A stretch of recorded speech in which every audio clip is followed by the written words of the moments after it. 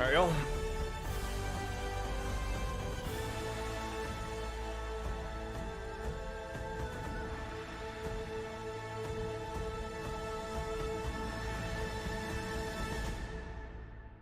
And with that, we return to the likes of the Auroraverse once more. Hello, everybody. Welcome to the stream today. My name is SenseiSuplex, and today we have the likes of, not Voden Fables, but VK, aka the likes of Valley of Dreams. Hope you guys are ready for an awesome and epic session as per usual, and more as we are locked in to the dead of combat. It is time to, basically to prove yourselves and make sure to keep you, yourself, and all of your allies, well, alive.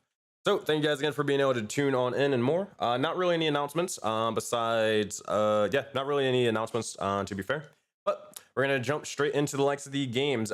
Most I will say is that we're going to be doing a Foundry VTT giveaway for the software and more. We're going to be doing a sponsor stream or something like that eventually. Probably looking at in about a week or two. So hey, if you are interested in getting Foundry VCT, so to like help DM or anything like that, or maybe learn how to DM, or maybe to really bring your D&D experience to the next level, maybe you want to look into that. All right, everybody, we're gonna jump on into the likes of the stream, and we're gonna, or excuse me, not the stream, we're gonna jump over towards the others. We're gonna see what they're ready to do. All right, I gotta fix a couple of them. Hold on. Sean looking like he's trying to sit at the big kids table. Hold on, I gotta fix that. Oh man, that shit is funny. Hold on. Copy. Copy. Perfect time to come. Copy. Copy. Bro, I'm not gonna lie, Sean, you look like you're trying to sit at the big kids table on stream right now. You are really, really Terrible. low. Oh man. Oh, we change that up then. Jokes. There you go. There you go. All right. Oh, and this thing has moved over. We're gonna fix that. There we go.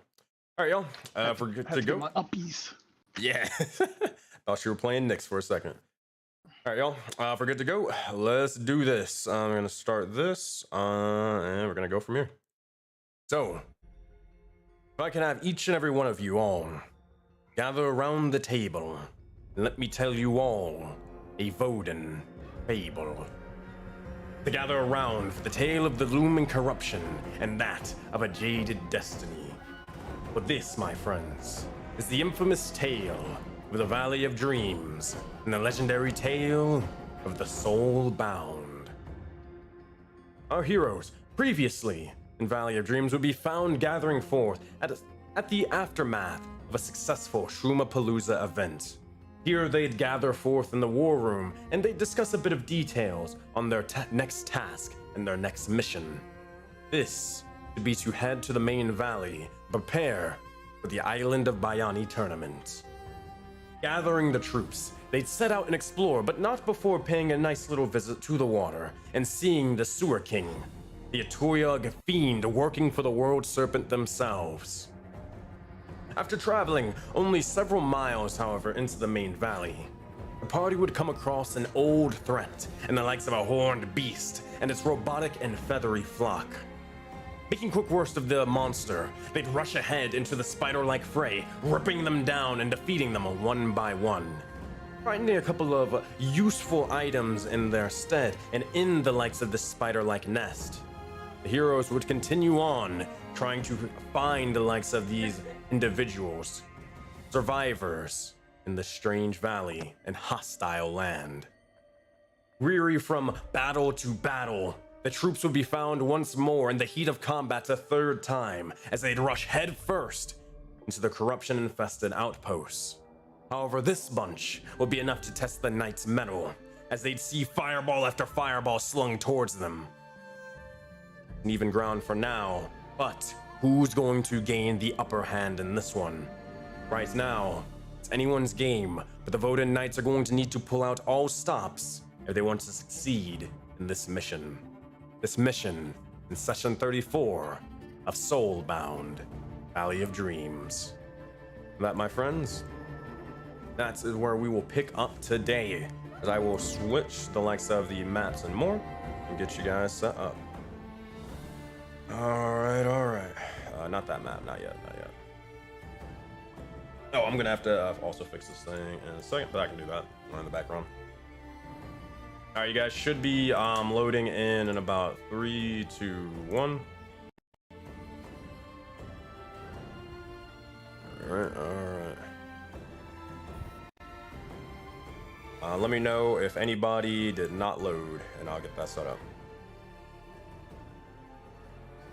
All right, that's what I want to hear. There we go. Yeah, good to go. All right. So, let me also your character sheets should be like perfectly fine. Let me know if there's anything weird or wacky about them, and I'll fix it up. But it should be pretty much exactly the same. Nothing would have changed with them. Yep. Looks good. All right. Ian's good. Sean's good. Anybody else? Oh, the lions have art now, or an actual token. Looking good. Oh, there we go. All right, Gore's good. Waiting for Cora, Zaman, and Addy Dark, making sure theirs is good. So Addy Dark, I obviously ain't gonna be able to confirm that, but Zaman and Cora and all that. Yeah, I'm good. All right, dope. Oh, just also for go ahead, my bad. No, go ahead. So just because Addy Dark ain't here right now, you guys have a choice. You guys can either just either have me control their character, or you guys control their characters. Or He says Zaman. Gotcha. He said Chris. All right, perfect. I'll just give him control over their character, ownership. Where's Zaman? Or don't be trying to go getting killed or anything. No, I'm kidding. All right, but if that is the case, I'm gonna explain as well what you see looking around. You look over and you see as more and more of the astral fog begins to start looming in, and as it does so, you see as it begins to start clinging towards the ground, clinging towards the sky and more.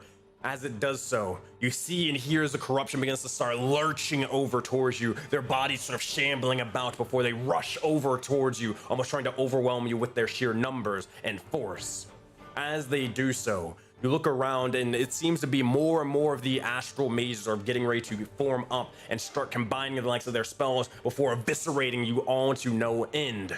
The cold light walkers look down upon you as they seem to be sentinels of this wall, and they are not allowing anyone to get through.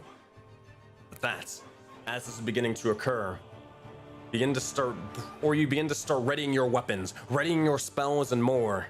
But bits of the astral fog begin to start seeping into the likes of your skin, seeping into the likes of your gears, seeping into the likes of your soul and mind.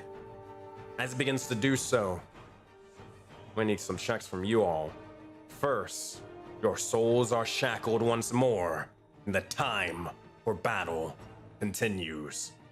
But we're starting off not the greatest. Here's what I need from each and every one of you all. I need all of you to make, is it this? No, it is for this. I need each and every one of you guys to make your highest saving throws for me, please. Okay. Here we go. Oh boy. 26, that will save. 12, that will fail. Let me know if you want to do anything. Same thing with Zaman, that will fail. Cora, that will fail. How far away is Cora? Nat 20, that will succeed. Oh God! Addy Dark, that will fail. So that is 2 successes. All of the rest are failures. Let me know if you guys are doing anything, and then if not, then we'll continue on. Give you 10 seconds to decide. Oh, also Agni and Azor, you guys did get inspo. I'll use mine on Addy's. Yeah, I guess I also, use mine. Addy should have advantage on his because he's raging right now. Yeah, if he's using strength. One more time. Here, I'll give Cora. You got my inspo. All right, Cora, you get inspo. Anybody else getting inspo or using it? Yeah, I'll use mine on Addy as well. All right, Addy Dark rolls one more time with advantage. Oh God! Yeah, there's a lot of ones already. That is another nat 1. God damn. All for advantage. Yes, alt for advantage. Wow. Bro. Ooh. Oh no! All right, let's roll for. Oh god! All right, first let's run. Roll for the Lexo Dugar and then Hannibal. I did my part. All right, 19, close, but no cigar. All right, I'll see if they can use their monk feature. That goes for saving throws or if it's just attack rolls. All right, Hannibal, they're gonna roll with the strength. 13, that will fail. It is not looking good for the Knights. Not looking good at all. I don't believe so. So they're gonna take the brunt of this. All right, I'm gonna roll for Dugar because he has a different sort of dice because he's a different level. But he's still gonna take this full brunt. It's gonna be 18 points of astral damage towards Dugar. Next up is going to be Hannibal. He's going to take level 11. Yeah, he has to take the upgraded versions. Not looking good for him. It's 5d10 for him. He's going to take 33 points of astral damage. And for y'all, it's going to be d8s. 4d8s. 5. Agni and Azor, you guys are going to take half of this. So it's going to be 9 points to Agni. And then 9 points to Azora in astral damage. Rest of y'all are all going to take 18 points of astral damage. I will adjust your tokens and more. Pywo, he also needs to make his highest saving throw as well. And this only is. No, that was an accident. Would Oh, this good. I'll roll? take that. Still will fail, but do you I- will take the d4. Good. Do I have to make a concentration check for this type for this damage? I have no idea. Yeah, because it is a damage type, Okay. so you still got to do it. You already made it. Okay. You succeeded. Oh, yeah, it went through. Oh. Yeah. So with that, Pywo will take these 7 points of astral damage and more. As this begins to happen, you all begin to start noticing as bits and pieces of your minds are slowly being warped and changed, altered for a moment. As this is getting ready to happen, some of you begin to start staggering, almost falling for a moment, but you begin to steel your resolves and look towards the fight ahead. However, as this is said and done, it seems to be that corruption is giving no ground. They rush over towards you, and now the time to fight truly begins. I need you all to re-roll initiative for me. All right, I'm gonna add these guys over towards the top right. You can ignore them. They're just gonna be for initiative purposes. All right, and I'm going to do it the way it was supposed to be, where the mages and the cult light walkers have separate initiative. That's what it should have been, rather than them all going at once. That'll probably be a lot better for you guys anyways, rather than how it was.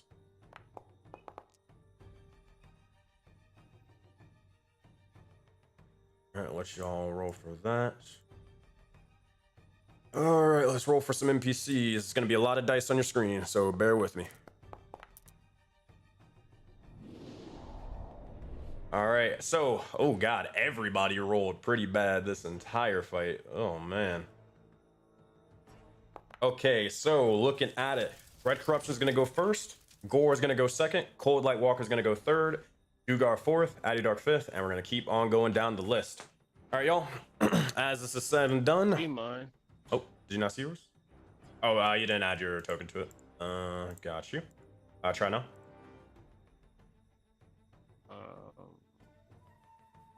Oh, there it is. Because that might change some things up.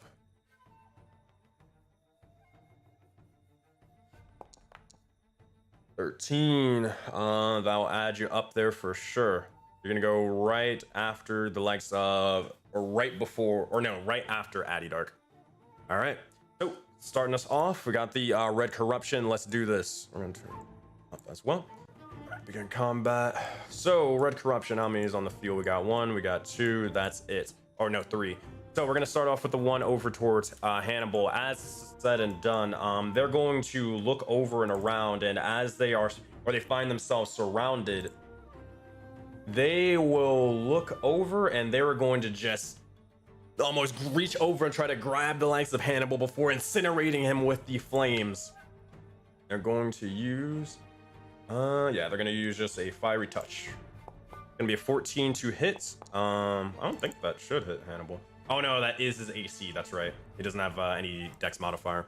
So 14 to hit, 6 points of damage. That will strike into him and begin to start burning and burning, tearing at him.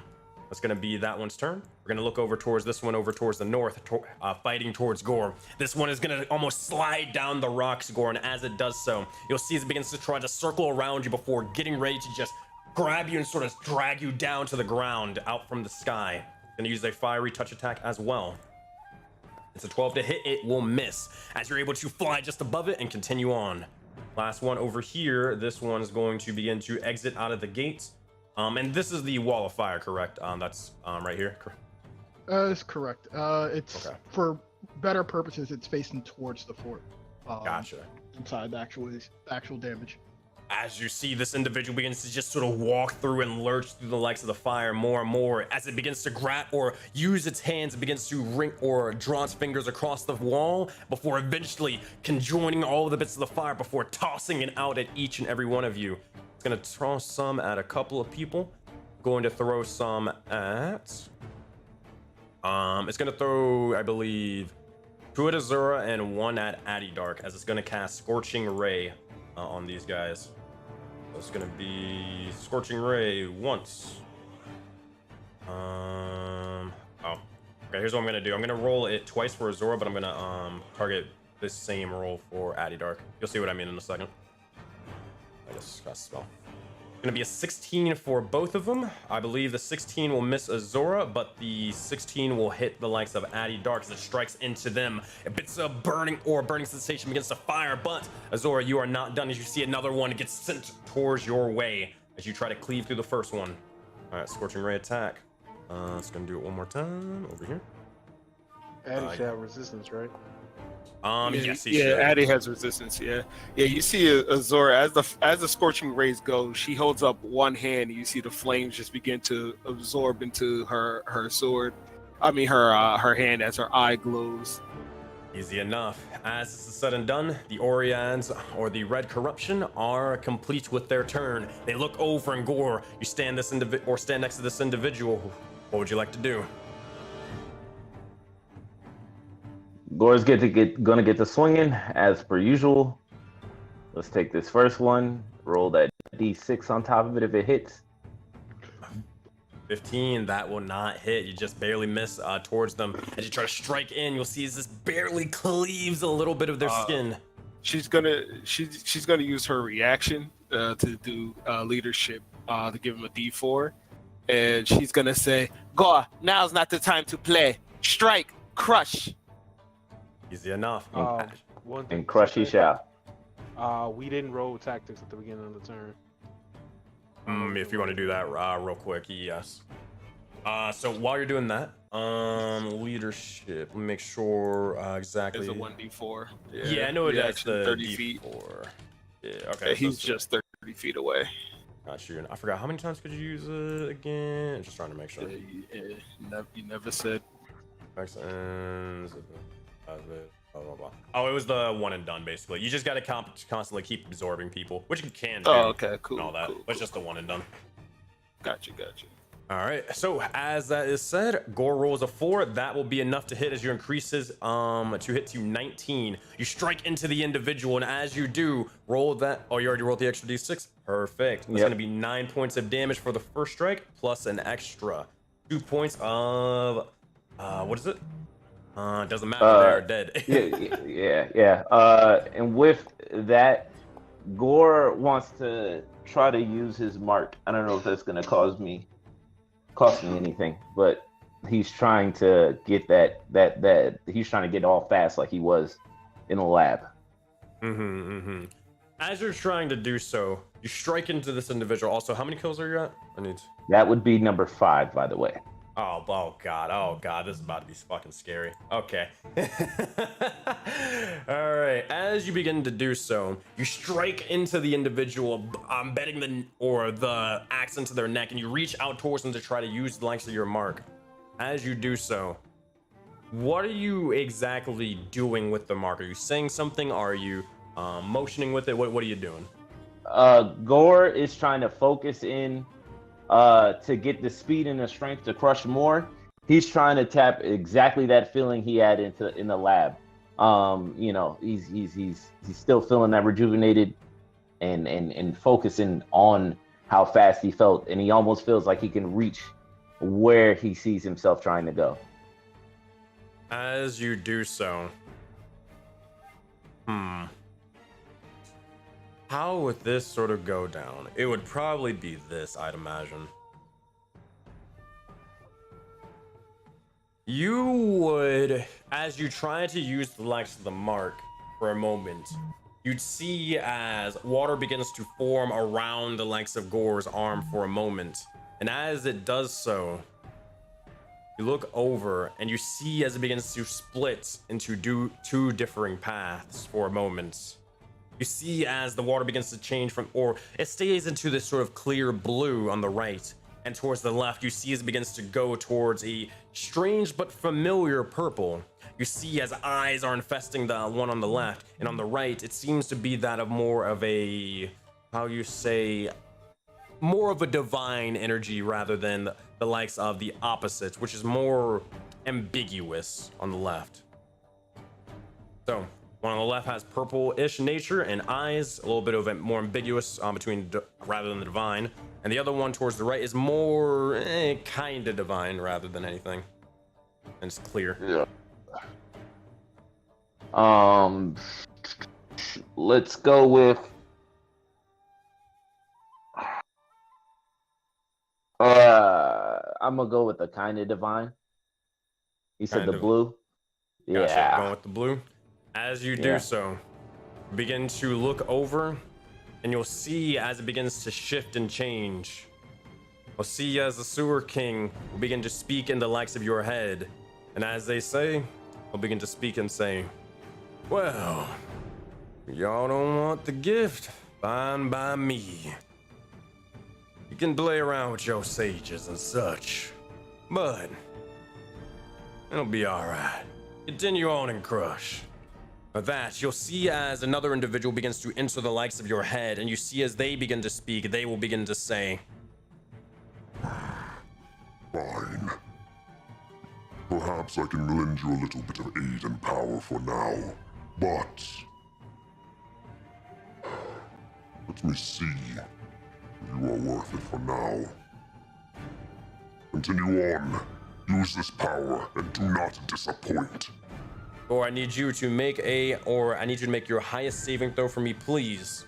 And we'll see what happens or how potent this thing will be. Oh, Jesus. What is going on? Oh, thank God. 27. All right, here's what happens. As you notice your form begins to slowly start almost going faster and more and more and more, you begin to start almost twitching for a second before eventually you see as almost all of time around you is beginning to slow. But in fact, it's not that. It's that you are faster. As it begins to do so, here's what you will get for now. Instead of getting, or the thing that I had planned for you, for the likes of this fifth crush or fifth thing from Dendar, instead what you will do, you will embody Deimos, and you will get the active effects of haste for now. And that will be for the likes of 2 turns for this time being. So haste means you, and obviously that starts next turn. So haste means you get an extra attack, your movement speed is doubled, and also you have +2 to dexterity saving throws and dexterity or advantage on dexterity checks as well. Or I think it's maybe advantage on dexterity saving throws. I'll check that last part, but yep, that is what you get. All right. Well, if that's the case, the last thing I'll do is I'll move before this gets down on the get down. I'll just make one last movement and zoom over here. All right, go for it. And boom. All right, Yep, and yeah, that will end my turn. Did that cause an action or a bonus action? I'd probably say it caused you. It probably took away your bonus action, for sure. Okay. All right, cool. All right, that's it. All right, so with that is going to be that one's turn. We're gonna go towards the Cold Light Walkers. As they do, they will. Yeah, they are going to look over and pretty much towards. Oh wait, actually no. Hold on. Are you in range now? She's in the same spot. Question. Do you remember if they ever did their readied actions last time? I'm pretty sure they did. No, they readied the action, but then the one went and did nothing, and then this one readied their action and nothing happened. All right, got you. Okay, I believe you're now within range. Just making sure.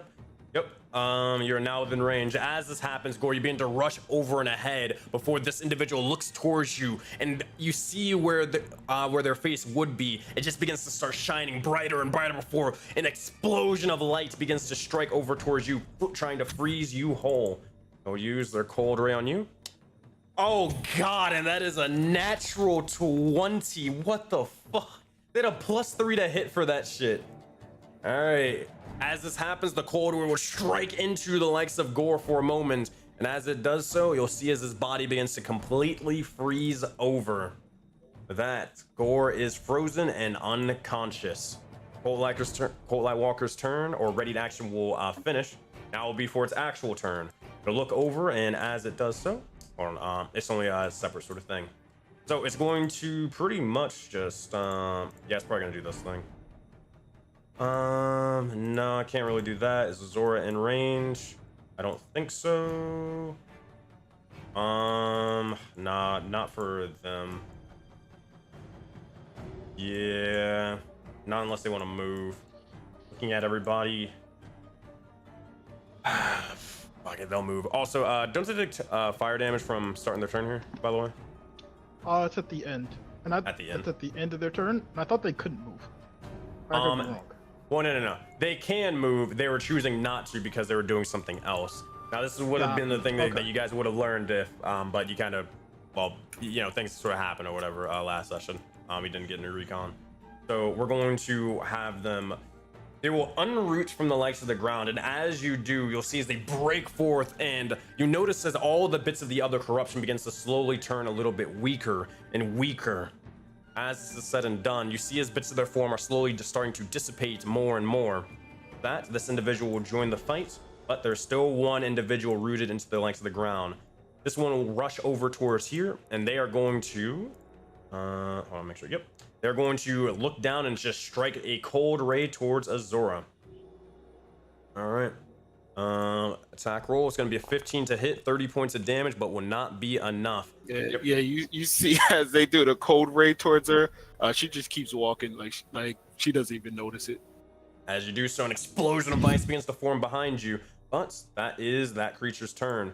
We go towards Dugar. They're going to look over, and as they do so, they'll begin to position themselves for a moment before they'll reach out and before immediately just sending one of their fists directly into a line, and they're going to electrocute these guys with their draconic breath. They'll begin to channel that, and they're going to use Breath of the Dragon. I don't know how this will work on Foundry. We'll see. Okay. That's a little weird on how that will go, but I guess that works. All right, they're going to use why this. am I getting hit? Oh, did you get hit? Yeah. It's all good. It's all good. Okay. Oh, yeah, I see. Okay, you fixed it. Yeah.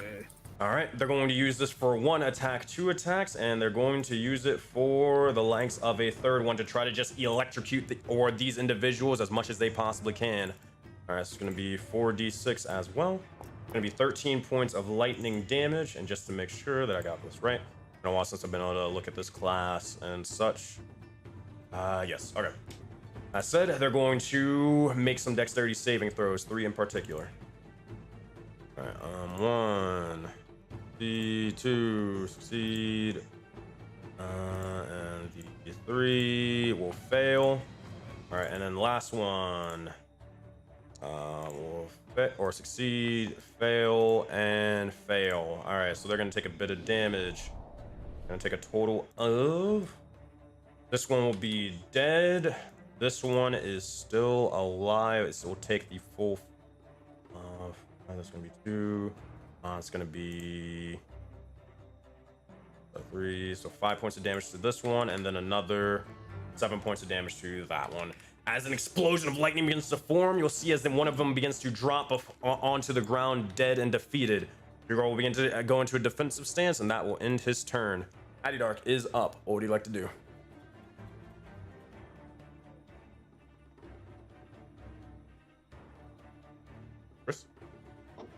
Yeah, I got you. my Chris.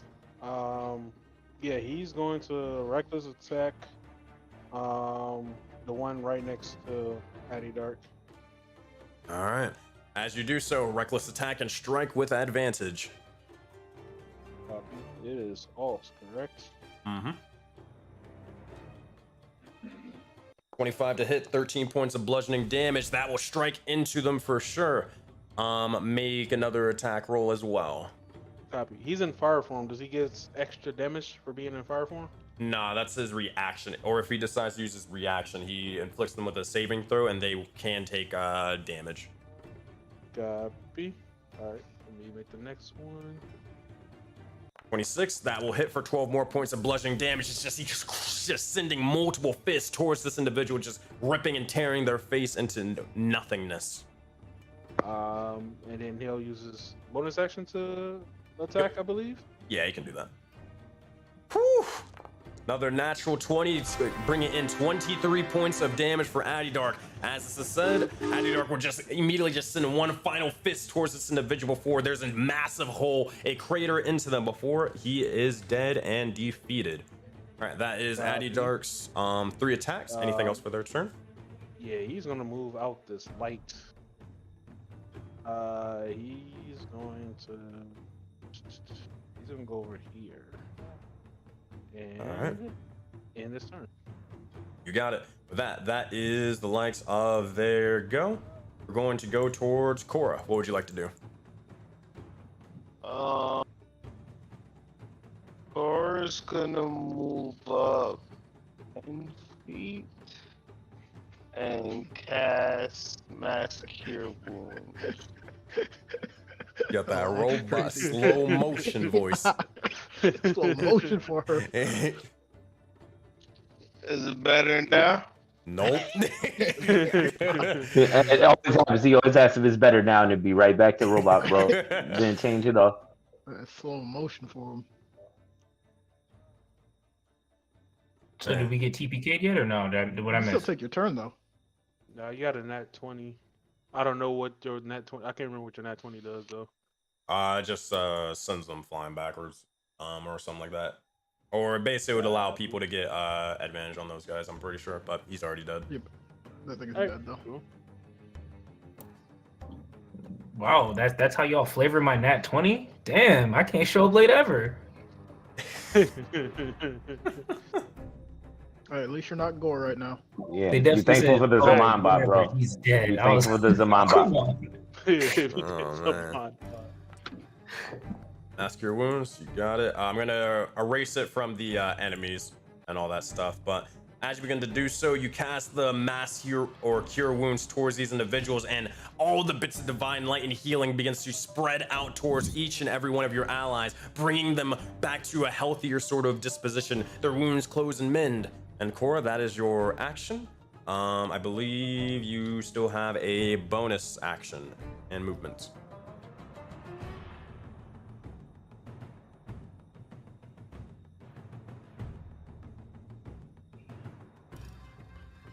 Oh, Cora. I would have been like Torin. You got it. All right. All right. We're gonna go towards the corruption mage's turns. Okay. So Is this. that turns? I thought they was at the. Okay. Go ahead. Oh no. Remember they all have separate initiatives. That's what it was supposed to be. The two of them are going at the end because they rolled a 3 and a 2. This one rolled a 11. All right. So this one is going to be going. Oh god, this is gonna be where things begin to go bad or not so bad. This individual will begin to rush over here, and as they do so, place themselves about right over here. And I'm pretty sure, what's the range on it? Yep. 60. Oh boy. Okay. Make sure I got this right. Hit that cone. Yeah, they're gonna move up a little bit then. All right, they will move up for a second, and as they do so, you'll see as they'll begin to collect all of the stars around them for a moment. And as they do so, you'll see as they begin to start slowly building up more and more of the strange arcane power for a moment. And as they do so, they unleash almost a winter frost storm upon you all. They're casting a spell. Is anybody doing anything? If it looks like it's coming to target us, the black star from Agni's hand will erupt to counteract this, and he is going to make sure to protect everyone. And you see as the black star comes off of his hand and seems to engulf the sky, as he is going to cast Counterspell at 5th level. Counterspell at 5th level? Oh Yes. boy. And let me see if they're in range to counterspell you. They will try to counterspell you. They're going to... And got another 5th level spell slot.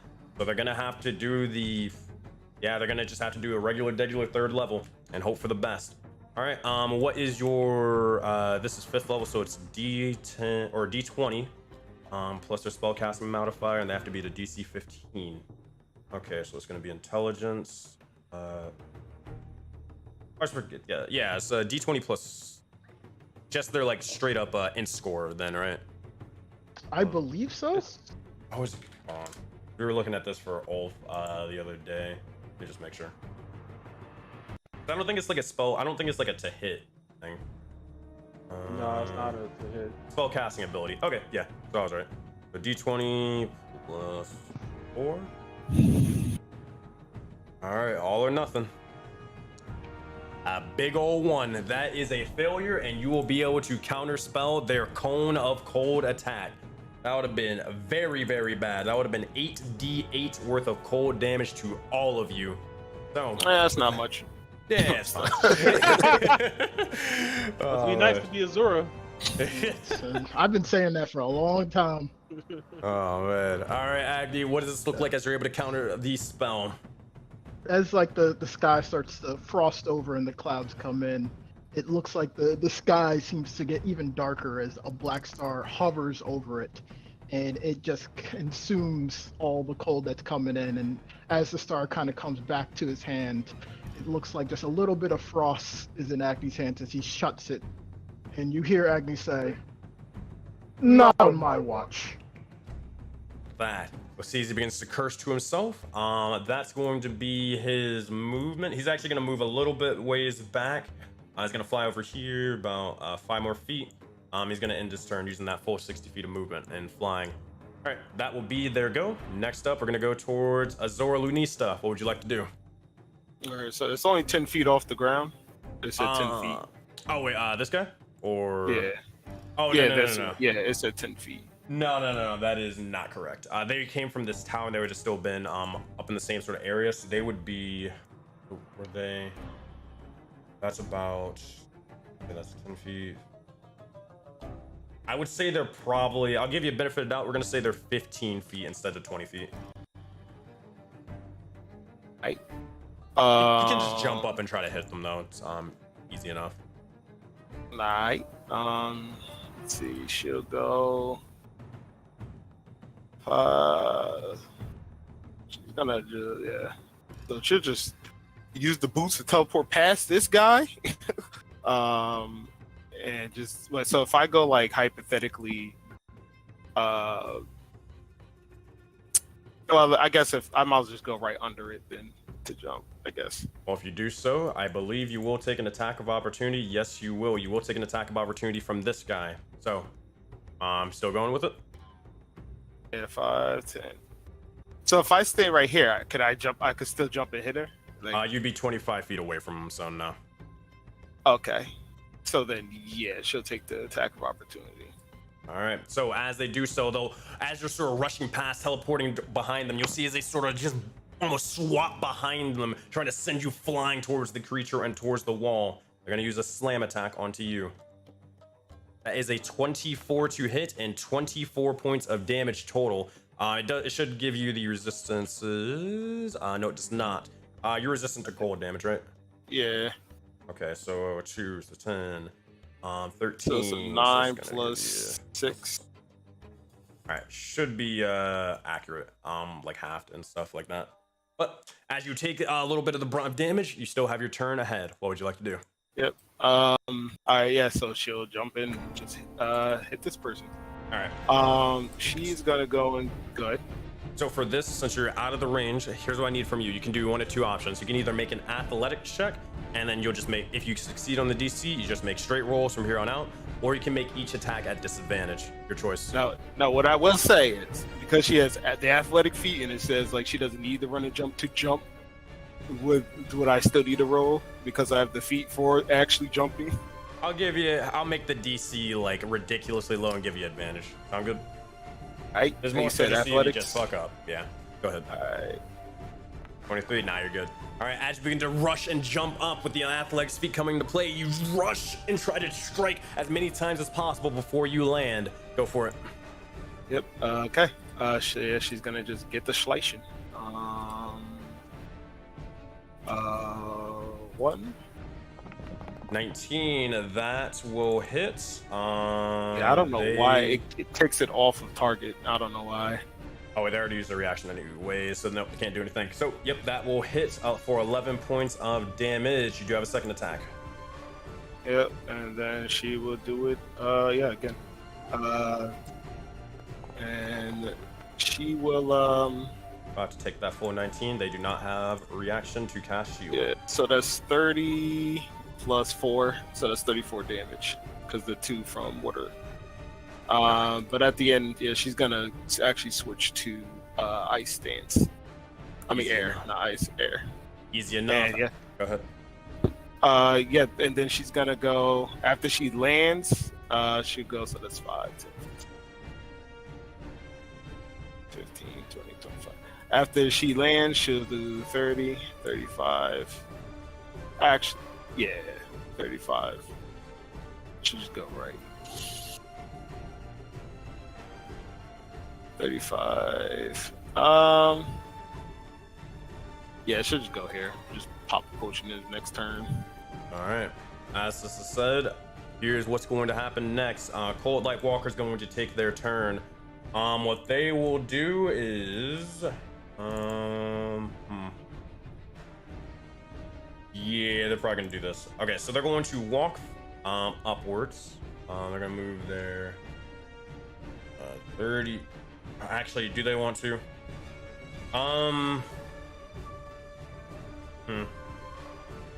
Yeah, they're all about to die anyways. They will break form and they will drop it. All right, as they do so, you see as they begin to unroot themselves once more, and you notice as all the bits of the corruption around you begin to slowly start almost seeming to be sort of twitching for a moment, as if they're sort of disconnected from some strange device, some strange sort of mental link. That, as this is said and done, all of the blue and red corruption, you have advantage on attack rolls towards them now, as the likes of the Cold Light Walkers have stopped doing whatever the hell they were trying to do. All right, but all the like little mages and the Cold Light Walkers, it's still straight rolls and all that sort of stuff for them.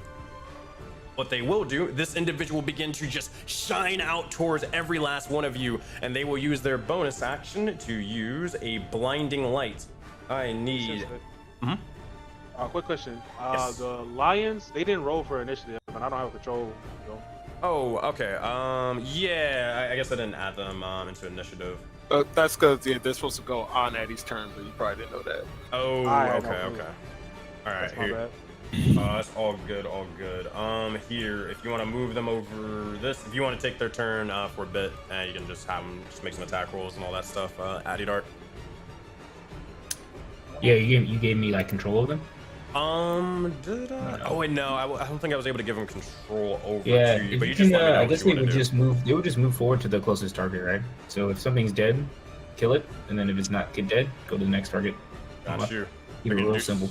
They're gonna do so with advantage because of pack tactics. Nat 20 coming from them, 18 points of damage towards this creature. They will fall over and they will be dead and defeated as they just start dragging them by their legs and then toss them off to the side.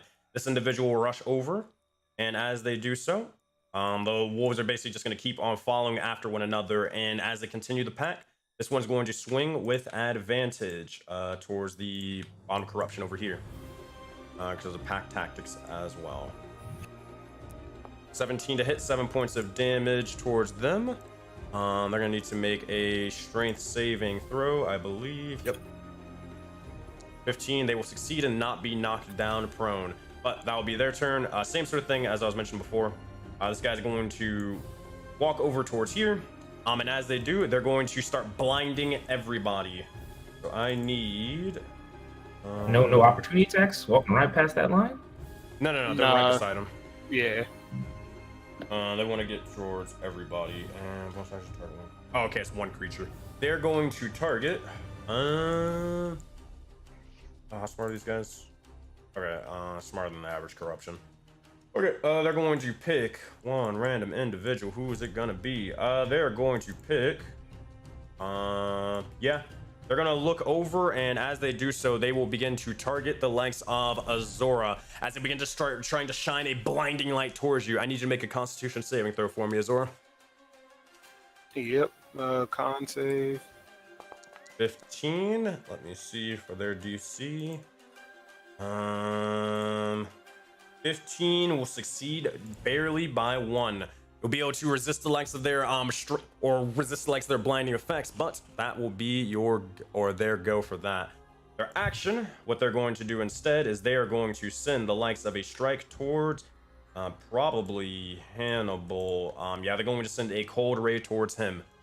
All right. Gonna be a 7 to hit. Hannibal would sort of dodge off to the side and begin to sort of duck behind the rocks.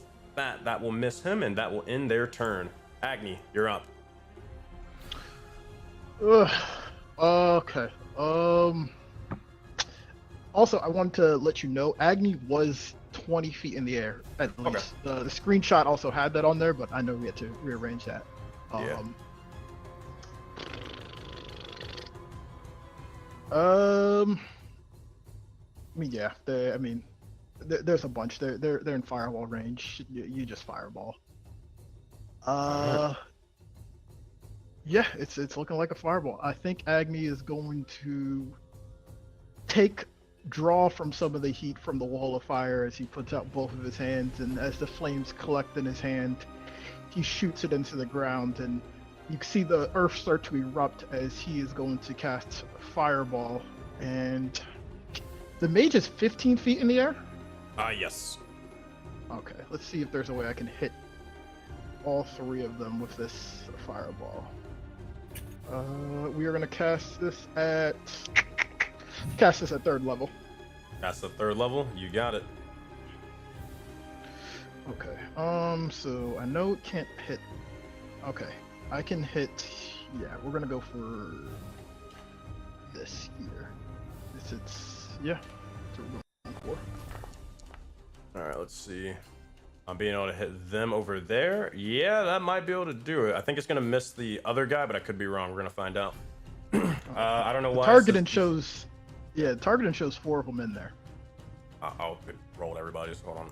Let me close that up. Okay, so let's see what we got here. So they're going to roll on 10 for the Cold Light Walker, 5 for the Cold Light Walker. They will both fail. Oriad will roll, 19 with advantage will succeed, and the Corruption Mage will fail with a 17. Oh wait, hold on. What's your actual DC? 18. 18. All right. That said, they will fail. Then that's going to be 22 points of fire damage. And how do you want to kill the likes of the mage? Yeah, you see as Agni as he apparently now has personal beef with any corruption mages. And he looks at him and he says, I made this one especially for you. As he releases the fireball and it just erupts, and as the smoke clears, that mage just falls to the ground as he is looking at the next 2 White Walkers to feel the next bit of wrath from his fire. He will also... I am looking... what's my spells looking like? I'm good there. I'm going to use my bonus action to draw from the... Nah, I think I'm just going to move up another 10 feet just to sort of try to get out of range of fireball in case it gets casted. And I think I'm good where I'm at right now. All right. Yeah, I'm good. I'm happy. Yeah, good where I'm at. All right, let's do this. So here's what they're gonna do. Blue Corruption's turn. There is 1, 2, 3 of them on the field. Here's what they're going to do. They will. Oh boy, yeah, this is gonna be looking very, very bad. All right, this one is going to rush over towards the likes of Azora's form, and as they do, they will begin to. They're gonna figure out which ones they're going to attack. They're probably gonna attack Azora and try to get them off of Gore. That's what they're gonna do over here. This one's going to attack Addydark as usual. This one's going to be fighting for its life against the wolves. All right. Let's see what they got. All right, this one is gonna be. Oh, yeah. Actually, no, they got an ability. They're smart enough to realize this, that they are not in good shape. They will at least. No, they can do this sort of thing. Yeah, they're going to necrotic touch the likes of. So not smart enough to realize this. They're going to necrotic touch 2 of these guys. We're gonna start with this first wolf over here. The 22 to hit, 5 points of damage towards them, and they are. Is there anything special with it or no? Oh, just damage. Okay. As they do so, they'll be just start ripping and tearing a bit of the wolves' flesh from them. As they'll do a second time. 25 to hit, 6 more points of damage. After that, they will begin to slowly start phasing into the legs of the ground. And as they do, you'll see as they begin to pop up out of a corpse off to the side over here. We'll see as they will begin to reposition themselves where the corruption mage was. If I can place it. There. Over there, right where its body was. That will be its turn. All right, next up. Take an opportunity attack from the wolf? No, because it is. They are stepping into or magically into. Oh wait, hold on. Actually, never mind. No, they cannot do that. They have to step into a corpse already and then appear in another corpse. And there is no corpse right over here, so they will not do that. They will stand still. But in general, if there was a corpse there, it still wouldn't or provoke an attack of opportunity. Copy. It's kind of similar to Misty stepping away. All right, Zaman, you are up. Oh wait, you gotta use the other ones, right? Oh, my bad. Thank you, Yeah. thank you. All right, this one's going to strike towards Addydark with 2 attacks. They're going to both be with advantage because of reckless attack. 12 will miss.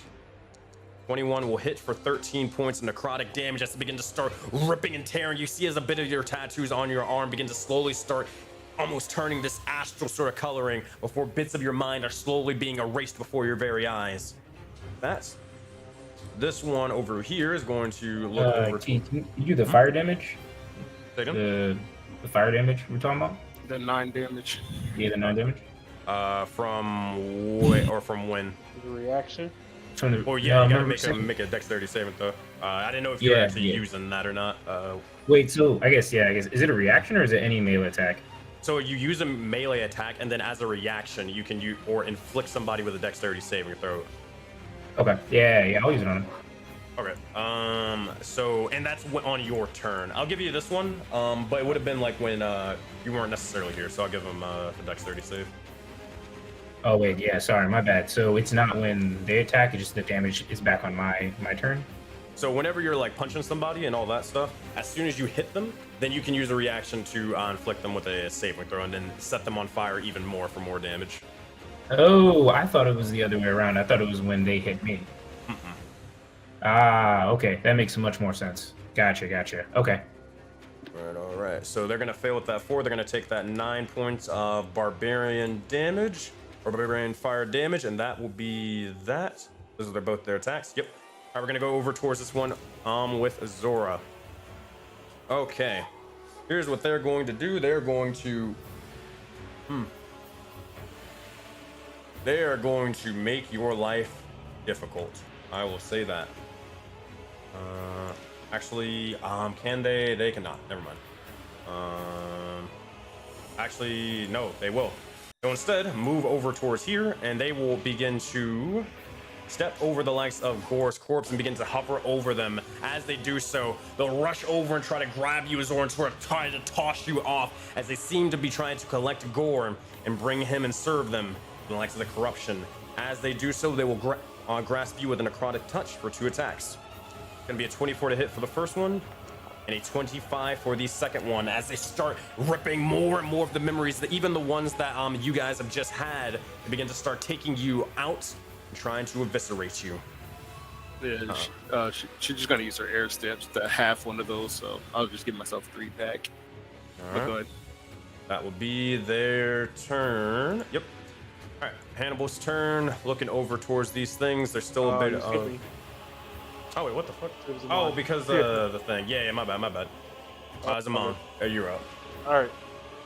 Zaman is gonna move over 30 feet. Mm-hmm. You're gonna see his right arm with the mana crystals starts to like bulge up, and he's going to like clap his hands together, like kind of form a triangle, and try to channel his Eldritch Blast using the mana crystals in his right arm and then the red triangle, and see if that does anything. All right. If that's the case, so you are trying to use the likes of the mana crystals, blow them up, and send an Eldritch Blast towards them, correct? Yep, in combination with activating his red triangle mark. So he's like combining the powers and channeling them through the mark, like the mark in his Eldritch powers. Nothing will happen with the red triangle mark and all that sort of stuff. Like I said, I kind of mentioned before. But what will happen with the Eldritch Blast and the likes of the mana crystals and all that sort of stuff? First off, who are you trying to strike? This Cold Light Walker. Got you. And are those both the Eldritch Blast towards them? Yeah, depending on what happens, but yeah, that's the plan. All right, here's what I need you to do, Zaman. I need you to roll 2 D100s for me, please. Copy.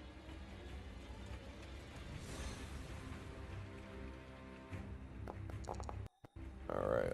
What's those numbers? 87 and a 77. All right. Let's see. Okay. All right. This is.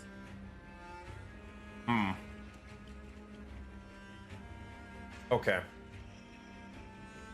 Here's what I need. I need you to first. All right, I need you to roll a d20 against me, and the second one is I'm going to need you to make a charisma saving throw after that. So d20 against me, and let's start off with that.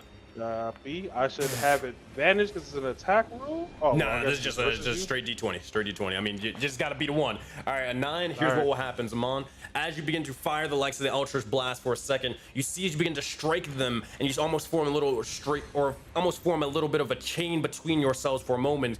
You begin to notice yourself lifting up further and further and further, and as you do, you notice as you are flying at this moment in time. While this is happening, you look over, but you see as your form is beginning to start changing for a second, and you just begin to almost instinctually, for some strange reason, begin to go, ah, make a charisma saving throw. Or be polymorphed into a sheep. All right. 18, yeah, you're good. You beat your own DC. So as this happens, you'll see as your hand turns into like a hoof for a second, and then it began to revert back to normal. Copy. That would have been bad. I was seeing if it said you cast polymorph by accident on somebody else, but no, it said specifically yourself. All right. Copy. So that is your action. You do have a bonus action though. Copy. So did the Eldritch Blast fly out? So I'm good. Yes. So what happened? Oh yes, it did strike out towards them. First roll to hit them, please. This is for both of them.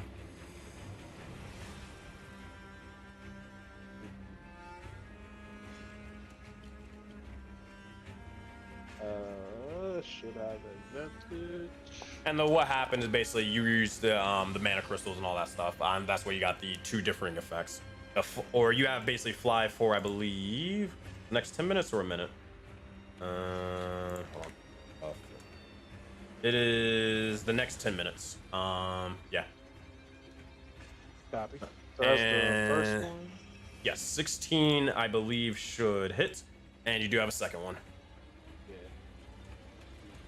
Second one. Ooh.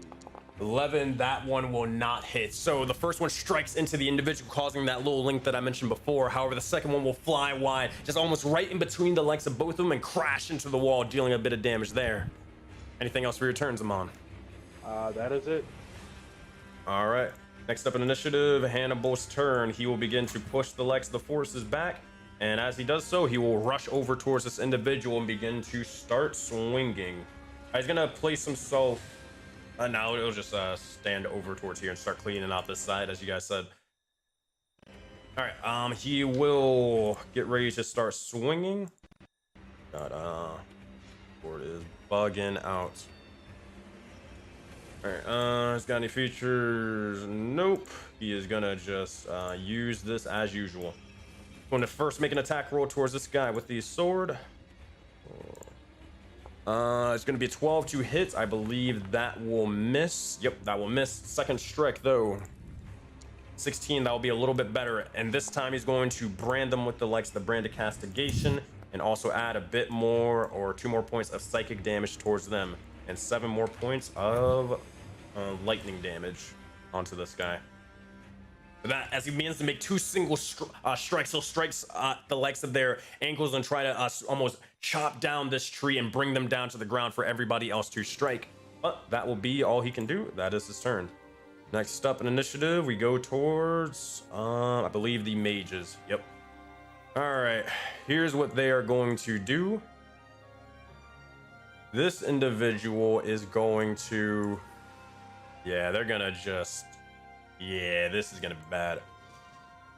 Oh wait, what the? One thing to note, Sensei, the White Walker hit should have been pushed back 10 feet. Hold on 1 second. You said the White Walker should be pushed back 10 feet? Yeah. Sure thing. Hold on, something just completely happened. I don't know what the fuck just happened. What the fuck? Someone leave Discord, or am I crazy? I don't know why this happened. Give me 2 minutes. I don't know what just happened with everything. No, looks like we're all here. That was weird. The entire overlay just changed everything for some fucking reason. I don't know why. Alright, just give me like 2 seconds at most. Alright.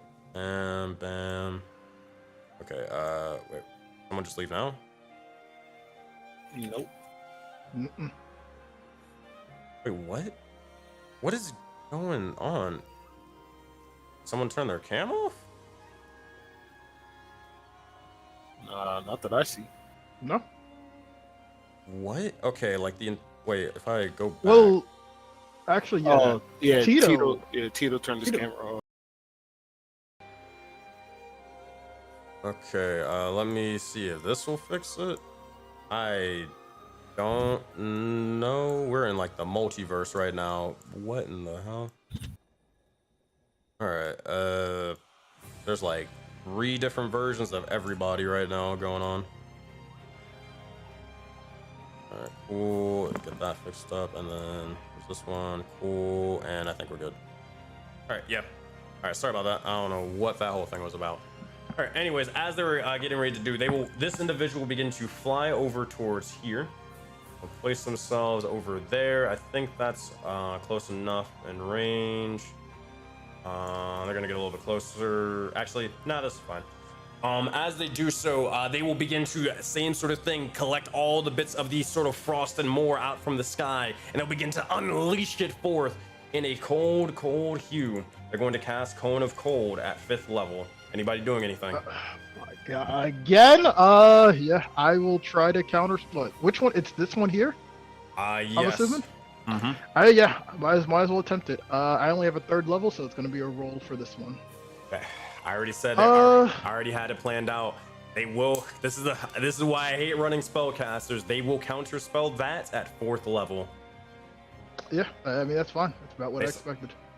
These guys are smart. They got a lot of intelligence, and they were looked over and they noticed that you guys are counterspelling at certain sort of things and more. They're able to identify. I've been rolling for them in the background. They're able to understand. They will. As you begin to that's try fine. to unleash the likes of the spell, you'll see as they begin to look over and say, "Not so fast," before eventually the bits of your black star begins to slowly start almost glitching out for a moment before it eventually almost explodes in the palm of your hand before eventually reforming. As this is said and done, before as you realize it, it's already too late. The cone of cold is already unleashed, and this entire side of the battlefield is turned into a frozen wasteland, similar to the likes of the taiga. All right, this is gonna be this. All right. Oh, they're gonna move it over. They're trying to hit Hannibal with this, so they're gonna get hit with this as well. They just gotta just miss a little bit. All right. Cone of Cold, Constitution saving throws for the Lions. 11 and a 9, they will fail. We'll make one for Hannibal as well. 8, that will fail. Let me know if you're using inspo. Yeah. 17 succeeds. Yeah. I'm going to block. Yeah, I'm gonna use the DM's inspo and try to. I have a regular Roll that. inspo you could just use. Oh, okay. Yeah, I'll use that then. All right, go for it. Can I just? 16. I got then apparently. That might be the Yeah, DC. 16. Yeah, Yep, 16 that is the beats DC. 14. That'll succeed, so you'll take half damage instead. 14 points of damage, and then Cora, a natural 20 for 23. That will succeed. As you're able to do so, you see and you feel the brunt of the cold energy striking in towards you. With that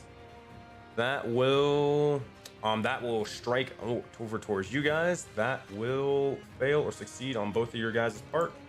And more. Hannibal, did they take the damage? I believe they did. Yep. That will be able to strike and kill both of the lions that you'll see as they're completely frozen over into statues. That said, that is their action. They will back up and begin to replace themselves where they were. And they'll use their full 60 feet. Yep, that will be their turn. Next up is the Corruption Mage over here. This guy is going to start flying over towards the battlefield, and they're going to fly over towards where Zora and Gore are. They're going to fly over towards this tower as they begin to soar across the sky, and as they do so, you'll see as they begin to almost collect all the stars for a moment before sending them out towards you all. They're going to cast Cone of Cold at 5th level. Use this guy's spell slot. All right. As they do so, they will begin to motion and angle it over here, and this is where they'll send it forth. 45 points of damage. I need Constitution saving throws from all of you over there.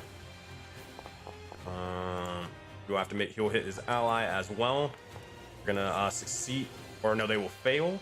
Holy Walker is immune. I need one from Adidark, and I'll need one from Azora and Pywo. I mean, bro, Pyro, Pyro did it. But Pyro's dead. Pywo's getting dropped from this. There is no way they're getting out of this. Yeah. So that was 22 damage. Okay. Wait, how am I down to? Hold on, it's rolling for you if you guys take too long. Yeah, it already for did. all that sort of stuff, so I'm fixing it. Yeah. All right, so Yeah, Adidark it hit me twice. Don't worry, I got you. I gave it back to HP back. Yeah, I see. All right, the land pad will be completely destroyed. Walker's immune. Yep, that should be accurate. As this happens, oh, fuck, did they not do the thing that they wanted? They were trying to hit Gore as well on purpose, to try to make you fail a death saving throw. I need Gore. Actually, no, it doesn't matter. They will angle it because they simply can by just moving it. I can prove it right over here by just turning it over towards here. How was their plan in the first place? Gore, you will immediately fail one death saving throw, but all you have to do is just make sure you do not roll a 1 and you will not die here and now. That will be the likes of their turn as they just leave this entire sort of battlefield frozen in a heap. That's going to be next up, the Oriad's turn. I'm pretty sure only one of them's alive. Is this one alive? Yes, they are. They're going to look over and they're going to send forth a couple of flaming bolts towards some people. They already used Scorching Ray, so they cannot use it again. This one is going to just, yeah, they're just going to rush over towards the likes of Adidark and then use a Fiery Touch on them twice. So, advantage because of Reckless. Wait, what? Try it again. What? He's right beside him. What are you talking about? The ranges. What? I am so confused. Why is this? Why Is it that auto- fire damage? Because I got the Yeah, resistance? it is. It is. I'm trying to roll it. Wait, there what? you go. Oh, okay. It had everybody else targeted. Let me fix that. My bad. All right. You should be back to your health. Yep, yes you are. All right. We're gonna try that again. So they'll rush out and try to just almost grab the legs of your arms before incinerating both of them at the same time. All right, we're gonna do this. 17, that will hit. We're gonna give you the resistance in a second. 25, that will also hit. So 14 points of damage. That's gonna be half to 7 because you are resistant, and that will be that creature's turn. Next up, we go towards Gore. So, Gore, before you roll, what is your character thinking about at this moment in time as you are slowly going to that or closer and closer towards death? Oh, bro. Failing the little ones right now, buddy. That's all it is. Failing the little ones. As you are, begin to look about, and you see as the battlefield is unfolding, as you're bleeding out more and more, and the bits of frost is kind of freezing and piercing and stabbing through your wounds. You look over, and you see as they're rushing towards your aid, but it might be all for nothing. Gore, roll a d20, and do not roll a 1.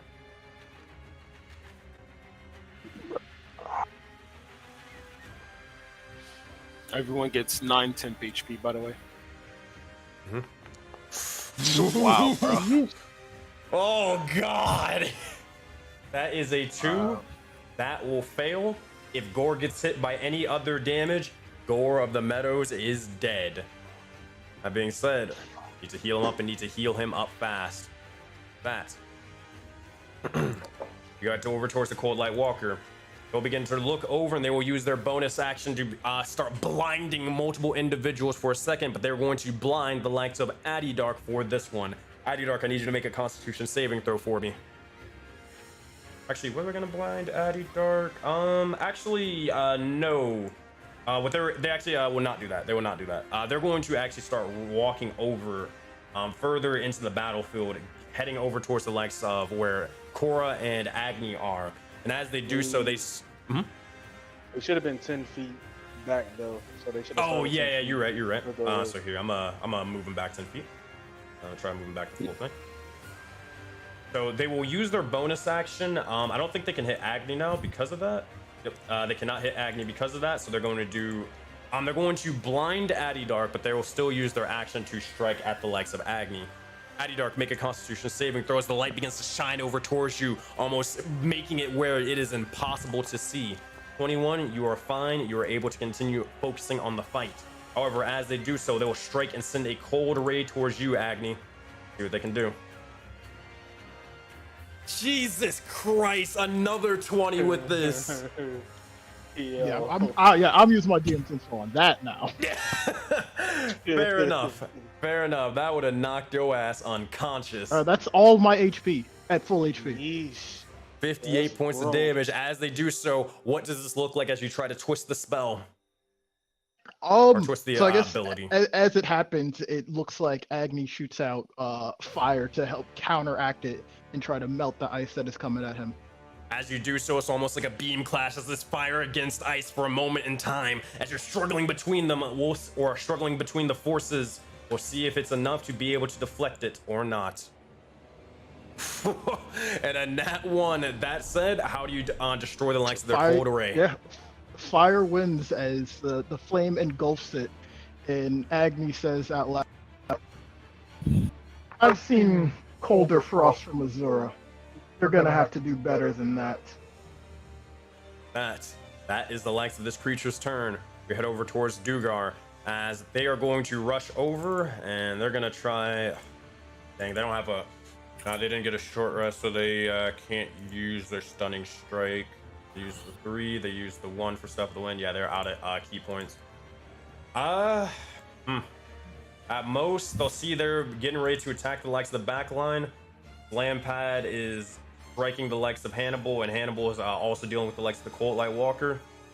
They're gonna have to make sure that this or 2 of them don't get towards you guys. They'll try to stand their ground and stand over here, and make sure for that.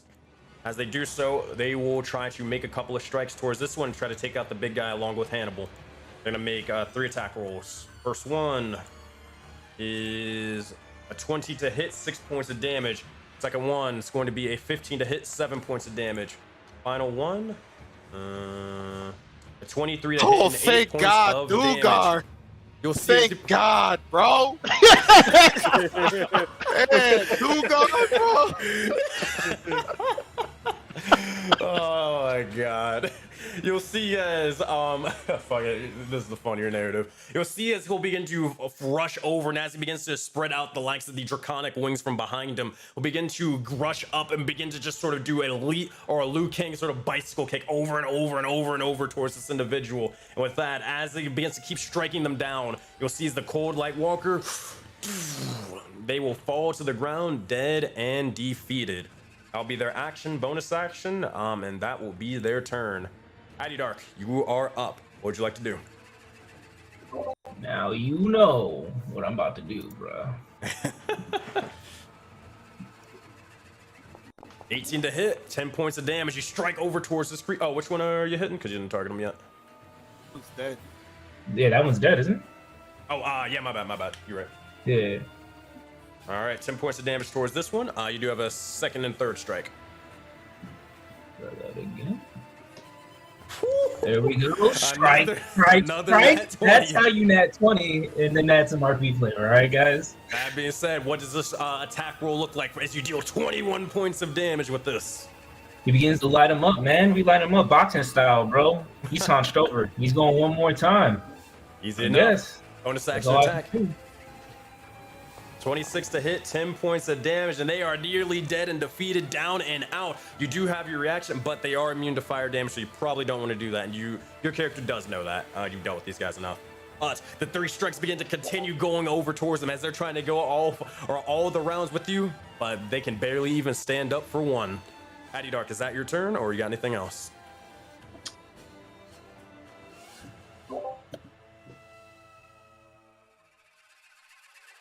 I believe not. Alrighty, Cora, you are up. What would you like to do?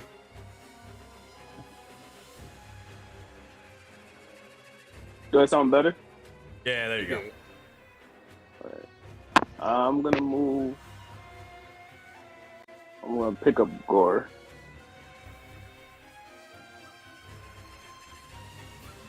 I think this will get me closer.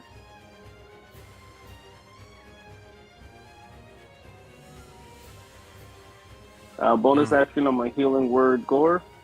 The only reason I asked this is because there's 2 things. If there was one factor, then maybe I could kind of give it to you.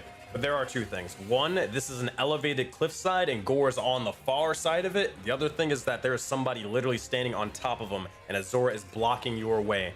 Cora, you can do it. I just need you to make a perception check and beat this DC and you'll be able to healing word them easy peasy. If anybody can do it, it's Cora, so. 24, you look over and you can see just a little bit of the red form of Gore of the Meadows. You reach out and extend a hand towards them and try to heal them back from the clutches of death. All right, roll for it and hit them with a healing word. I'll move the other creature's token so you don't heal them instead. Okay. Casting.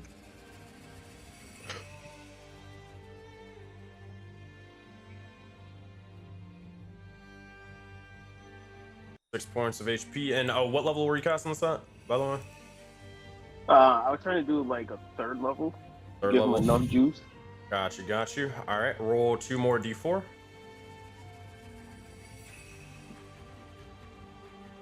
D4. 7 more HP. They will take that. And as this happens, Gore of the Meadows, you look over and it seems to be that your allies are beginning to sort of surround your form, picking you back up and bringing you to the likes of life once more to crush on. Or you are brought back, but Cora, you still have an action left. And for my action, I'm gonna attack this Cold Light Walker. All right, you got it. Make some attack rolls then.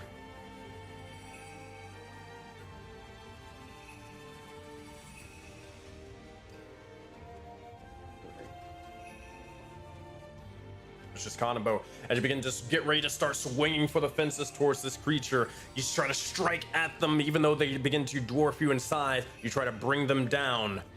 One fatal It says, swoop. I don't know why it didn't come through. Hold on, let me see what's going on. Let's try this. I have a target. Let's try this. That go through? Yeah, that's all All right. 18 to hit, 10 points of damage. That will strike into them as they begin to sort of buckle, or their knees begin to buckle as you smash into them. That is your action. That is your bonus action. That is your movement. I believe that would be your turn, unless you want to do anything else. Yeah, I want to use Divine Smite on it. Divine Smite. Wait, what? Wait, what? You a paladin? Oh, no, my bad. Wait, What? I was like, wait, what? Where the hell? Like what? Switch classes on us, bro. Like you are a paladin? I think I got I want to add Divine Strike. Smite. Divine Strike is what I meant to say. Divine My bad. Strike. Okay, gotcha. Oh, okay. Is it? Oh, shoot, it's not adding to your strikes. That's weird. Yeah, I should have been doing that for a long time. I am so sorry. Yeah, add an extra D8. I'll see if I.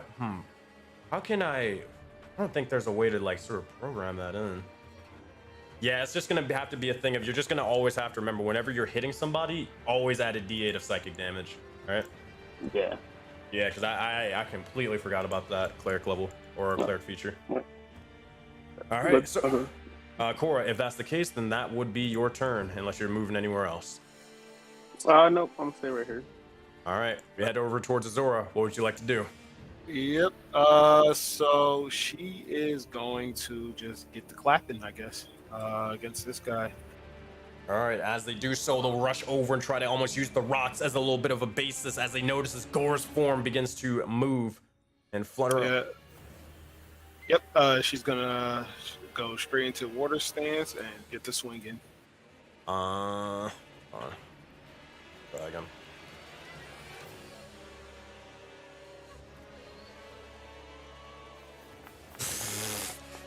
Wow. 31 to hit. Oh, you had Pyro hit. Yo, you had Pyro targeted. No, he killed Pyro again. I don't know why it keeps going off of the target. Yeah, I don't know what that's about, but a natural 20 for 33 points of damage as you begin to combine all of those strikes. You do have a second one before you start flavoring it, describing how you attack them though. Yeah, can you move Gore real quick so I can target it again? Yeah, I got you. Yeah, there we go. Okay. Here. Yep, and one more time. Gonna be a 20 to hit, 15 points of damage towards this guy. So that is actually no, that's 50 damage exactly because the +4 from water stance. Well, 4 is what you needed because they only got 4 HP. With that, how do you want to do this? So you see here as it goes to grab Gore and Cora goes to wake Gore up, and I'm sure as it grabs Gore and Gore wakes up, it kind of looks surprised. She immediately goes sing sing and just tears his head right off with the blade.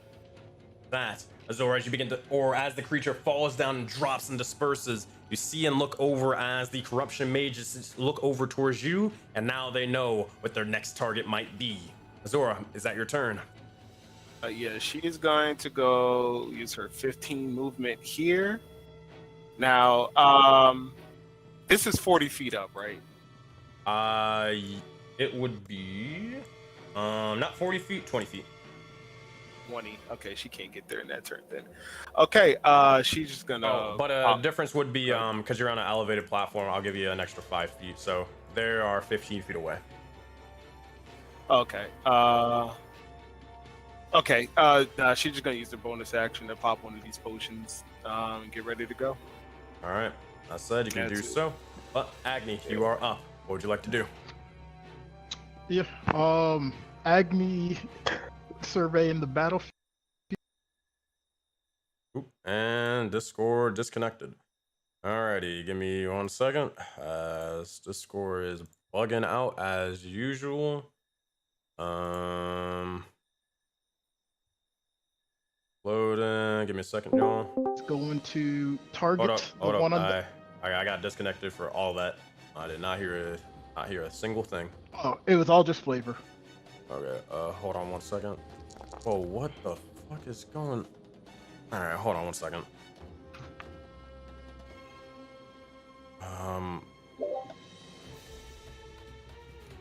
Wait, what? Okay, now this isn't even working. There we go. Wait, okay. This thing, maybe that's what it was? That happened earlier? For some reason, my monitor, or like one of the monitors and stuff just completely turned off. That might have been why, a bunch of your cameras freaked out for whatever reason. Doesn't make much sense because I was kind of using it. Yeah. All right, give me 2 goddamn seconds. What is going on with everything? There we go. Maybe that'll help. Here.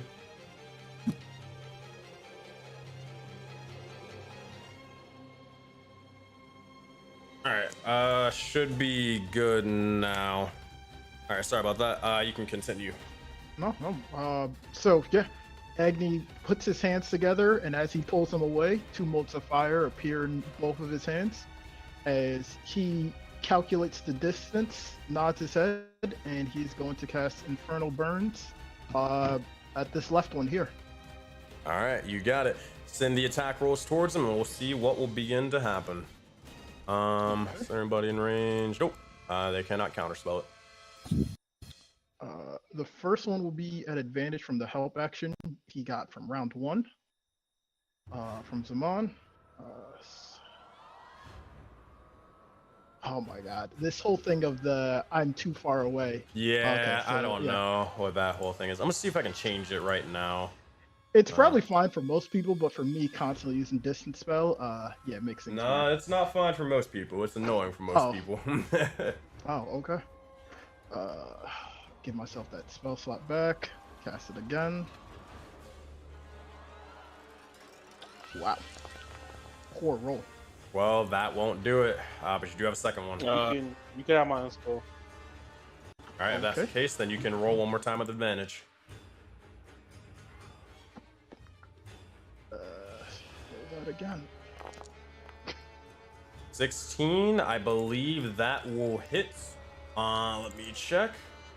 And yes, that will be able to hit for 19 points of fire damage as it strikes into him. You'll see as they nearly get toppled over from the first blast.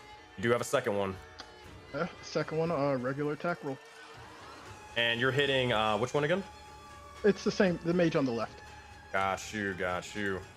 That's the case. Oh wait, you were. Oh wait, hold on. You were over here. I thought you were. Oh my bad. I was further back, but it's because of the targeting, the toggle thing. Gotcha. I just moved myself Okay. so I can be in range of the spell. But I'm actually further away, and I'm going to click the distance spell. Gotcha. Okay. That said, make your secondary strike. 27 to hit. 14 points of damage. So here's what they will do. They won't. If that was the case, because I thought you were hitting the Cult Light Walker the entire time.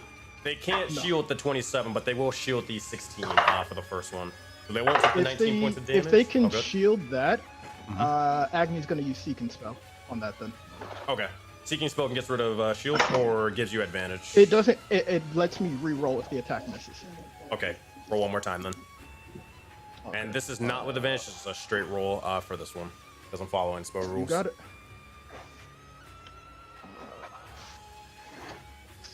Get myself the spell slot back. That will hit. So that will be. That'll door. So that's going to be. They're going to take that 19 points of damage. They will take that 14 points of damage. Let me make sure it went through. Yes, it did. So both strikes will hit them. Do they need to, or they need to make a Wisdom saving throw? Correct. They have to make a Constitution. No. Well, yeah, they have to make a Wisdom saving throw and a Con save. But all right. So they'll make the Con save first. Con save first. Got you. They will fail that with a fails. 2. Yeah, so its AC is just lower, and then it just has to make a Wisdom save for frightened. 8 will fail. They will also be frightened on top of that. So their AC is lowered by how much? AC is lowered by my proficiency for any other attack besides mine. So just 4 for one attack. Got you. And that said, they are also frightened of you at this moment in time as you begin to just send searing bolt after searing bolt striking into them. That's with that, Agni, is that your turn? Okay. Agni was originally back here. Mhm. I will also, just in case I need it. How many spell slots do I got? What's spell slots? I got 5 sorcery points. Agni's gonna convert that into a spell slot. I just have to look at the conversion. It's either gonna be a third or a fourth, but that's gonna be my turn. And Agni, I'm pretty happy right here where I'm at. Yeah, I'm good. All right. That's my turn, but I'm gonna look up what spell slot I can do with 5 points. Got you. So Blue Corruption's turn. There's only one.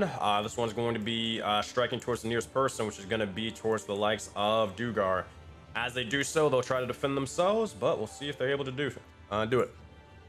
21 to hit, that will be 8 points of damage towards them, and another 21 to hit, 5 points of damage. They'll take them as they're being struck and begin to slowly start getting corrupted, but they are still standing strong for now, as they're able to distract this individual. As they're sort of doing this, Hannibal will look over towards them and say, "Handle that one for now. I'll take the mage up top." That will be their turn. Zaman, you're up. What would you like to do? Copy. Zaman is going to flip his coin and crush it as a bonus action, so he has advantage on his attack rolls this turn. Got you. And then he's going to target that mage that Agni just burned up. Easy enough.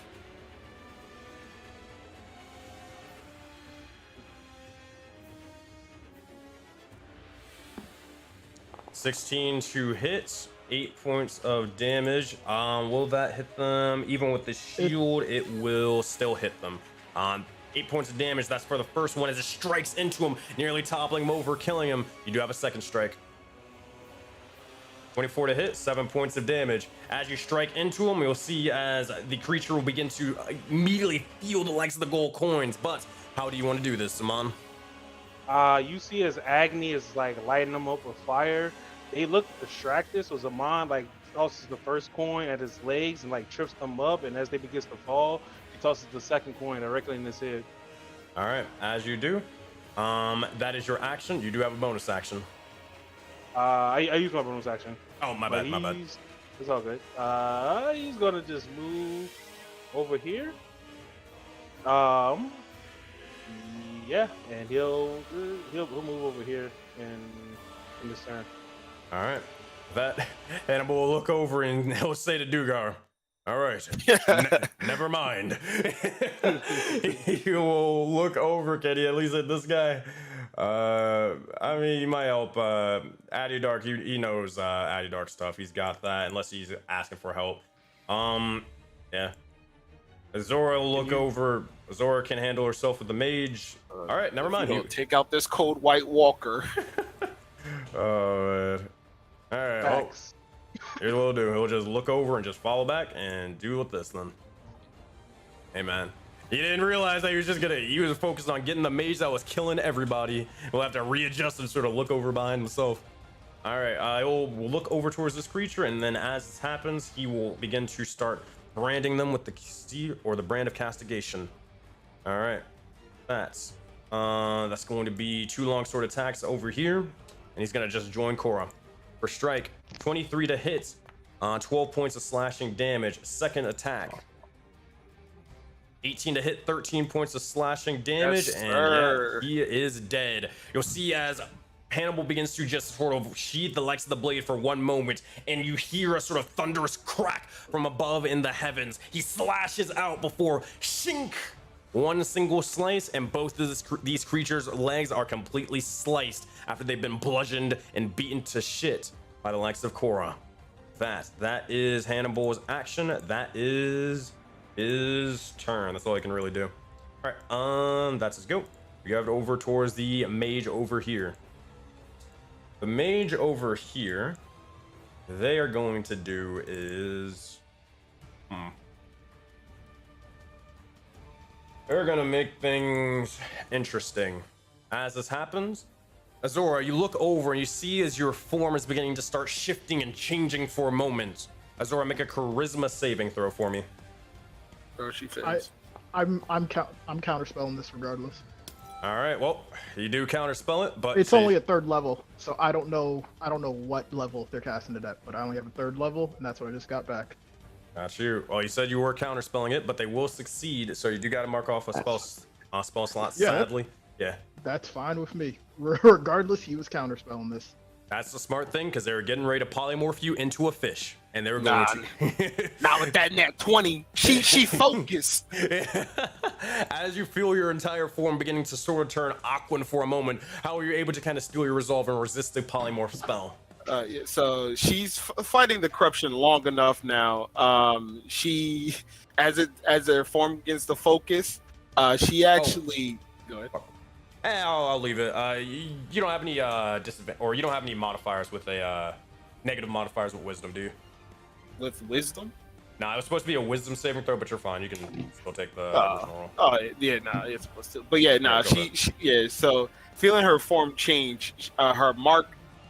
She starts to activate her mark a bit to try to understand its ability. Understanding it, she then begins to steal her resolve.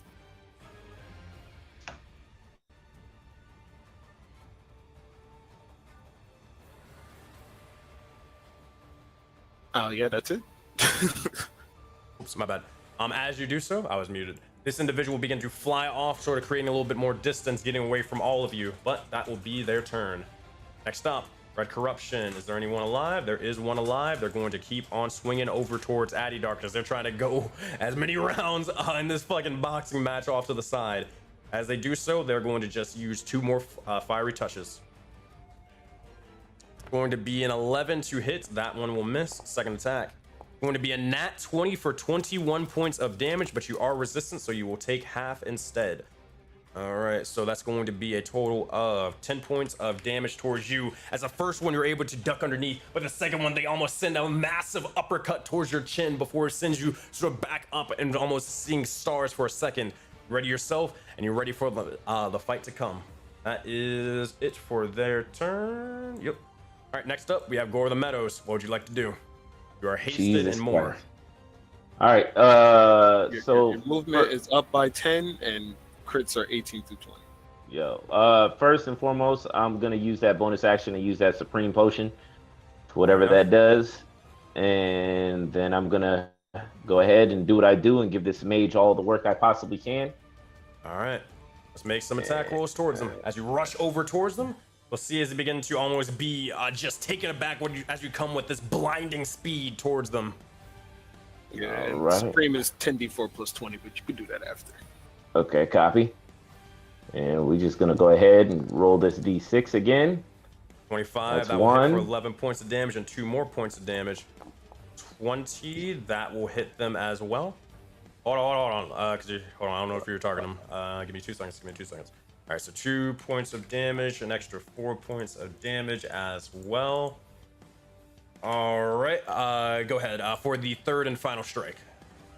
All right, so neither of those are crits unless they're flat 18 or 20. Is that what it is? Yeah, 18, 19s, or 20s. Yeah, is what you got to roll. I'm checking it. So 14, they will shield that one. Prevent that. Yeah, I'm gonna. You said they're gonna shield it. Yeah, they're gonna shield it. Yeah, I'm gonna roll that again, buddy. I'm gonna use that inspo to take another swing at him. One more time, then go for it. 20 to hit. AC cannot raise past that. That will do 11 points of damage. Roll that extra d6 as well. All right. He said he want this out the mud. Yo. Oh, also, okay, question. You have a choice. Did you want to use your bonus action to heal, or did you want to use your bonus action to use the Crimson Right for more damage? Your choice. What do you mean? So you Just heard it, bro.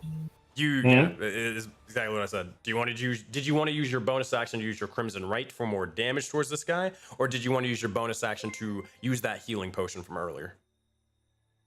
I was gonna use healing potion because I'm gonna get put down either way. Like because the bonus right is gonna be the D6. So yeah. We get put down, bro. There's 5 of us before you, bro. All right. Well then, I'll give him the D6. I'll give you. So there's one more D6. So it's 3 more Yeah, d6 because you hit 3. Did 3 strikes. Okay.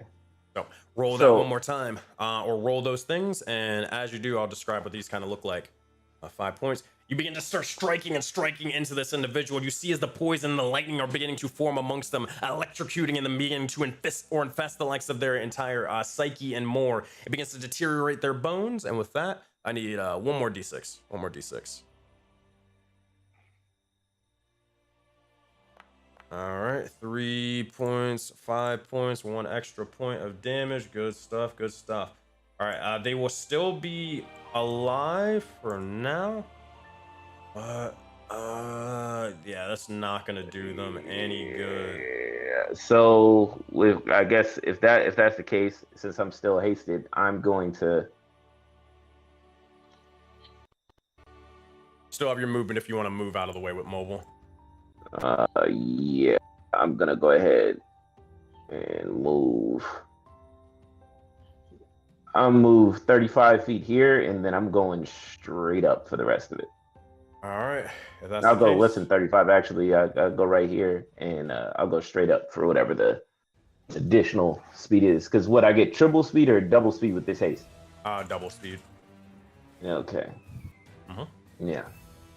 So I'm probably like 50 feet in the air right now or something. Or well, I'm already 10 feet up, so I'm at least 60 up. All right, if that's the case, that will be your turn. Dugar is gonna look over, see the likes of the mage, see the likes of the lampad and such. Oof. Yeah, they can't do shit about that. Actually, they can. You don't do that honest work and just hit this lamp pad. Hey man, but come on, bro. Come on, they gotta.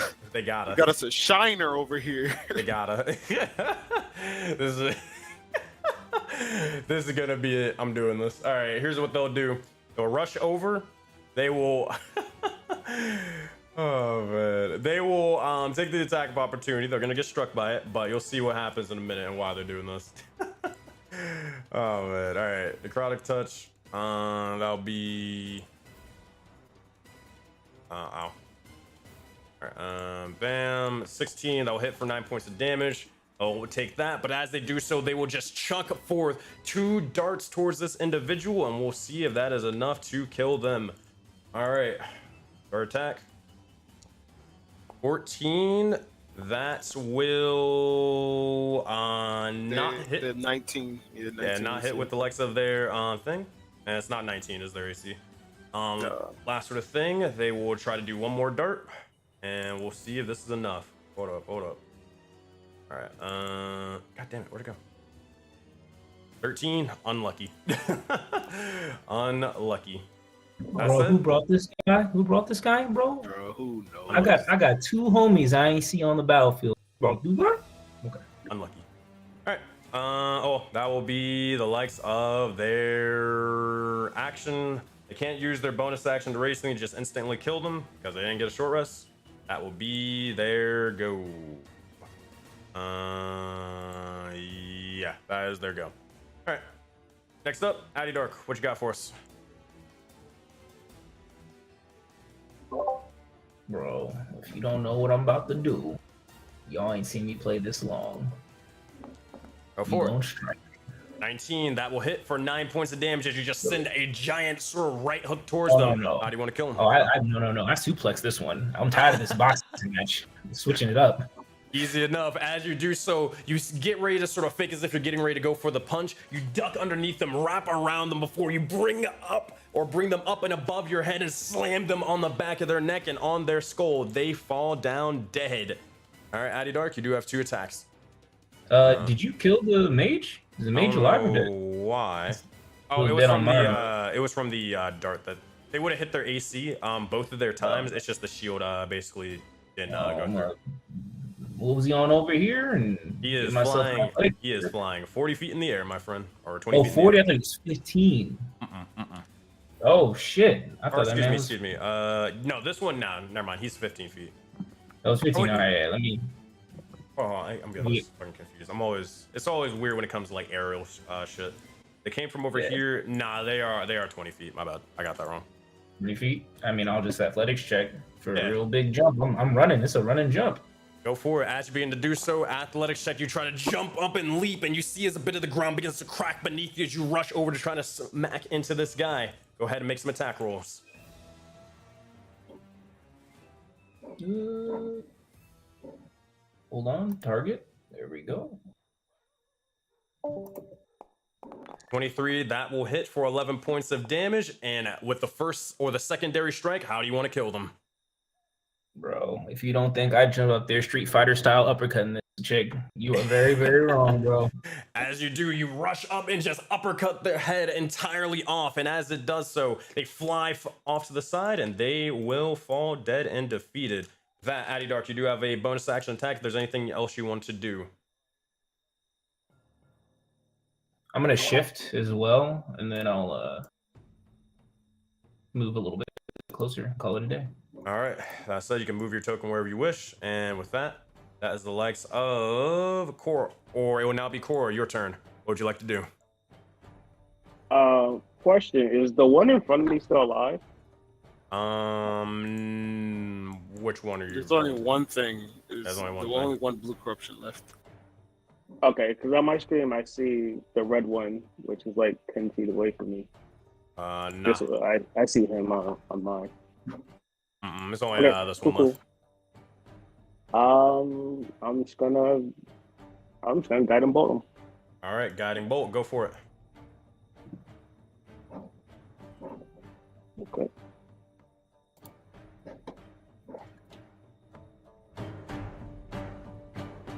This will be third level.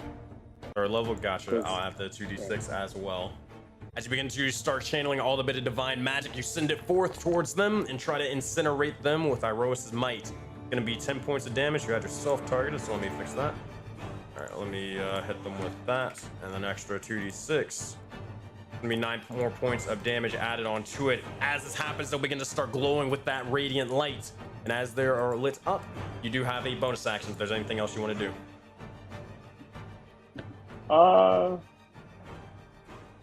That wasn't a crit.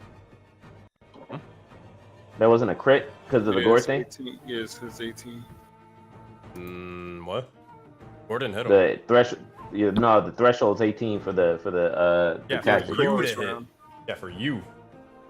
No, it's for everybody. It's for the feet this round. It's 18 to 20.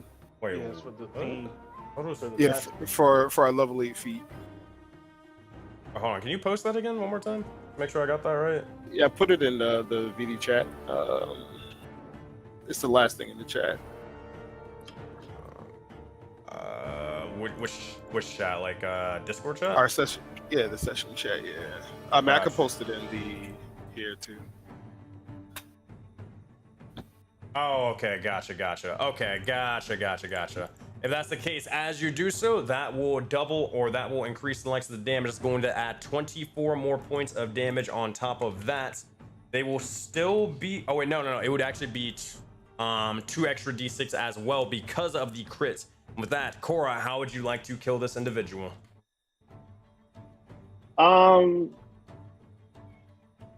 It's nothing. She just guiding bolted, nothing crazy. Easy enough. As you do so, you take the gliding bolt and it just strikes into the individual. It disperses them off to the side before they fall down dead and defeated. That's all the bits of the corruption begins to slowly form, or eventually dispersing out and about. As this is said and done, you look over and it seems to be that the battlefield has been cleared, but it seems to be that things have grown silent for now. That I'll take you guys out of initiative, and it's up to you to or begin to say or do what you wish. I'm setting a couple things up in the background. Let me. So mine is still flying? Mine is still flying. You're flying for the next 10 minutes, my friend. All right, Zor picks up 30 Pylo. feet in the air, zooming around. Gonna go dap up Agni because this is his first time flying. Hopefully this will work. You and then okay. Trying to mess with all this sort of stuff. All right, we're gonna tell this bot to stop. This, that. Okay, should be good now.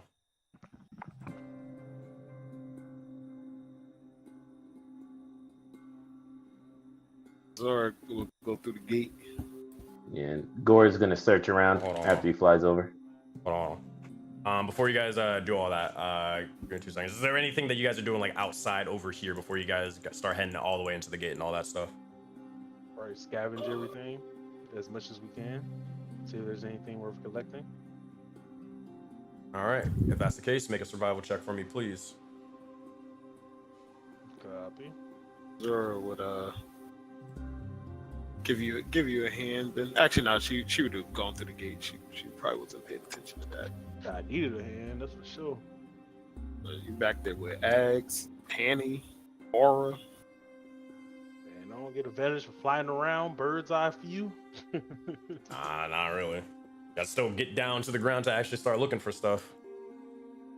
Fair enough, he had a 12 total. 12 total. Looking around about, not too much in this area anyways, but there's a little bit. Looking around and about it, most of it's kind of frozen over anyways. You would get about 4 stocks of materials and 4 soul coins as well. Past that, I only got a 12. It would be, so that's half. It would be 2 stocks of medicine. Copy.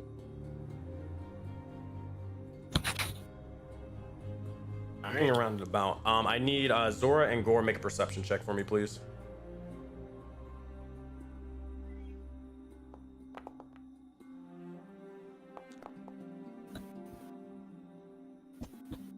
All right, 15, that will do it. 23 will also sort of do it.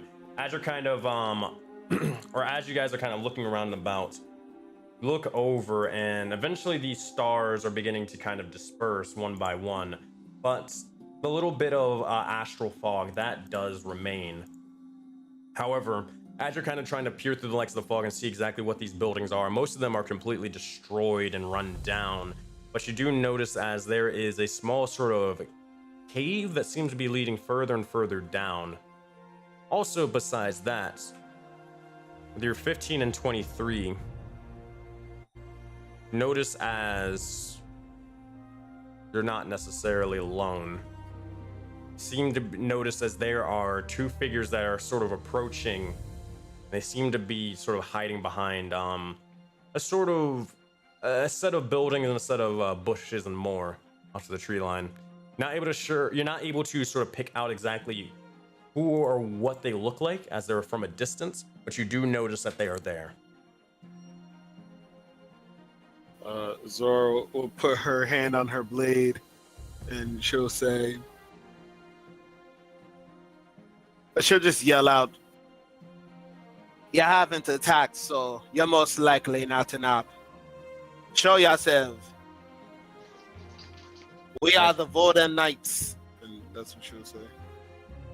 As you begin to do so, you look over and you see as the 2 individuals begin to slowly start and step out. One begins to look humanoid-ish, more so. They seem to have these strange sort of scales about them, but they have long sort of black hair and a couple of more an extravagant sort of attire. The other individual beside them, they seem to have form like you've never necessarily seen before. You're not entirely sure what they are. They kind of have the face of maybe an Aarakocra, but not really.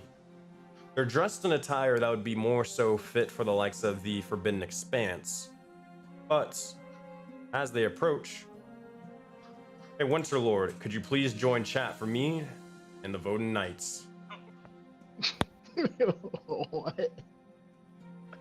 All right. Here we go. Join.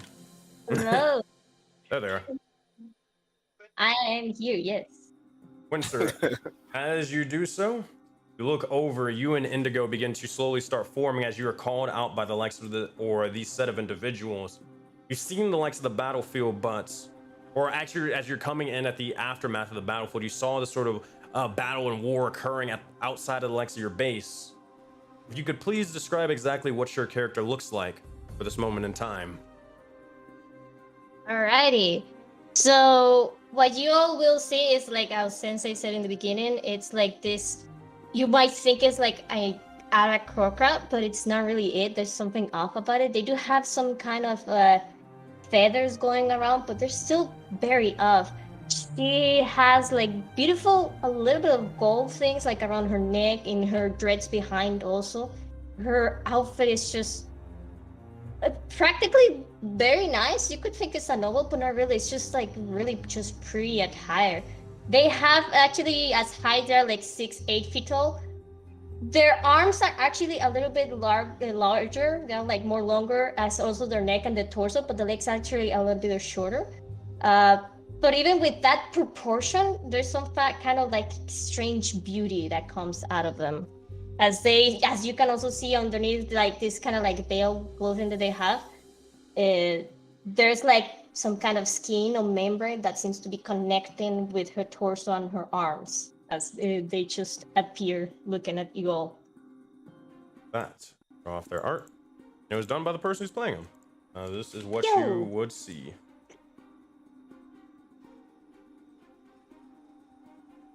So, that. As you return from the likes of your hunt and more, you'll see as Indigo will look over towards you and begin to say, and also just to make sure I got this right, Winter, could you tell me how to pronounce your character's name, just so I make sure I get it? Misuyo. All right, one more time, just so I got it. Yeah, I was like, oh, there. You could call her Misu for short, but it's Misuyo. Gotcha. All right. Mizu it is. Yeah, exactly. Misu it is, yes, I understand. Oh man. So as they'll look over, they'll say, "Hey, you seem as if they're friendly enough. They're not attacking like they said. They're attacking one of the other one, or the other sort of folk. Those little astrals. We'll see what they have to say." They are definitely not like that, yeah. Voden Knights. I think I've heard that name before. As my character is going to start approaching very slowly. So it's like all See, of as them. they'll sort of like stop and just kind of like grab at you for a second and be like, be careful though. Keep your distance just in case. She will give a nice, like, kind smile and say, "Of course," as they will slowly approach to you. All right. As you do, you see both of these individuals. Go ahead if anybody's saying anything. Zoro will say, "Yes, we are the Voden Knights. This is our supreme leader, War Chief Agni," and she gestures up to the turtle. Before saying anything, Agni would make an intuition check. Go ahead. Make an intuition check for me, please. So it's just this plus 8. This plus 8, 20. So what you'd be able to get on know is that Mizu is looking at their form. It's kind of difficult to tell exactly what they might be, but you can tell at least their nature of class. They seem to definitely wield some sort of magic, and it doesn't seem to be that of anything that is more so, how you say, divine or even really is sort of spiritual. It's more of arcane in nature, but not like a wizard, more to that of a bard rather than anything. Looking towards the other individual, you will see as they have, it's not necessarily, how do I say, or how do I explain this? It's a little bit of both, but not as strong, nowhere near as strong as magic. Looking at it, they seem to more so be thinner and have a small sort of scimitar at their side. Looking at them, they kind of have a couple of sort of tools and such for navigation. You get the sense that this individual might be a rogue more than anything, but also wielding some small bit of bardic magic as well. Very, very little though. You do eclipse them completely though when it comes to level. Yeah, you're several seasons above them. But that's the main thing Agni want to know about how to approach them. And Agni would fly down and kind of land, probably right next to Azora, and he would say upon landing, "As my associate said, my name is War Chief Agni, and with me I bring a piece of the Voden Knights. It seems to me that you guys were assaulted by the Ops. Please, identify yourselves. Who are you two?" Ah, the Ops. So that's how you call them? You see as they get like a little bit straight and they do like a small bow with their head. My name is Mitsuhiro Yoshida. It's a pleasure to meet you. You can call me Misu for short. My name is difficult to pronounce. As she smiles very kindly and very calm. As I said, you'll see as the other individual begin to speak hesitant, but will still eventually say, "You can call me Indigo. Though I'm not a Yoshida, I am still a part of their troop and such. Do you know of them and their culture?" We know very little. There was one of your kind, I believe Yoshida, you said, turned up near our village, captured by the Ops. Upon dispatching the Ops, he was the only survivor. He mentioned a bit of this village and wanted to go back. We gathered up some forces and decided to make our way here, see what could be found. And it seems to be that you guys were under attack. The eyes of Misu kind of like light up a bit and say, "Oh, so you have met one of us before? But perhaps is it somebody called Hino?" Maybe.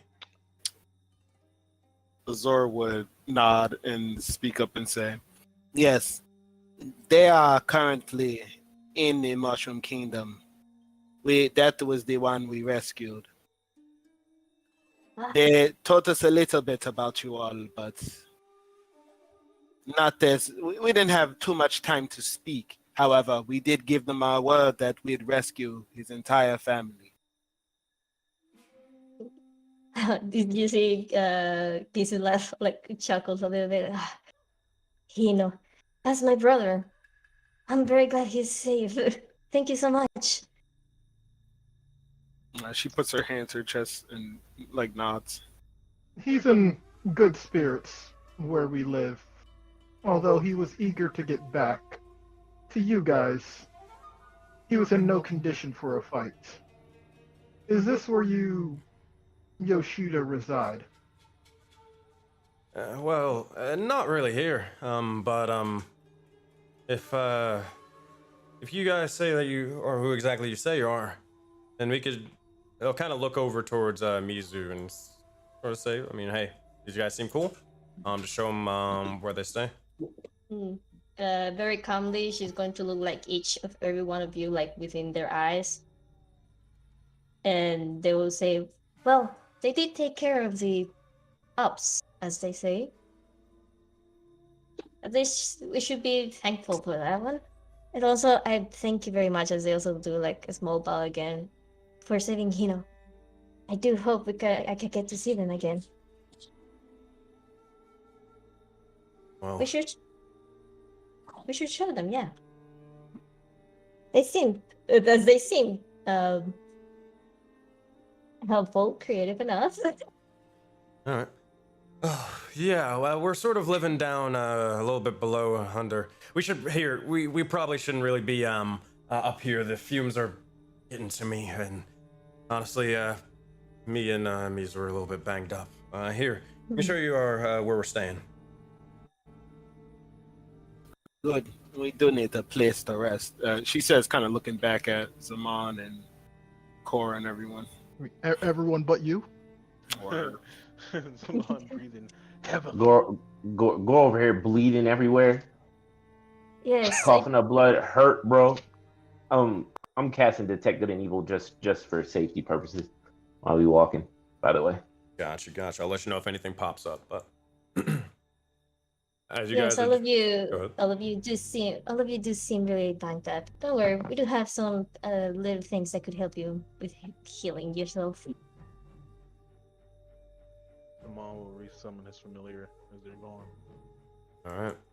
As you do, I will grab that in 2 seconds. I'm trying to do something in the background for this sort of thing. It shouldn't be too big of a deal. All right, let me go grab Wave. And it's still using the old art for whatever stupid reason. I don't know why. Oh my god, everything. All right.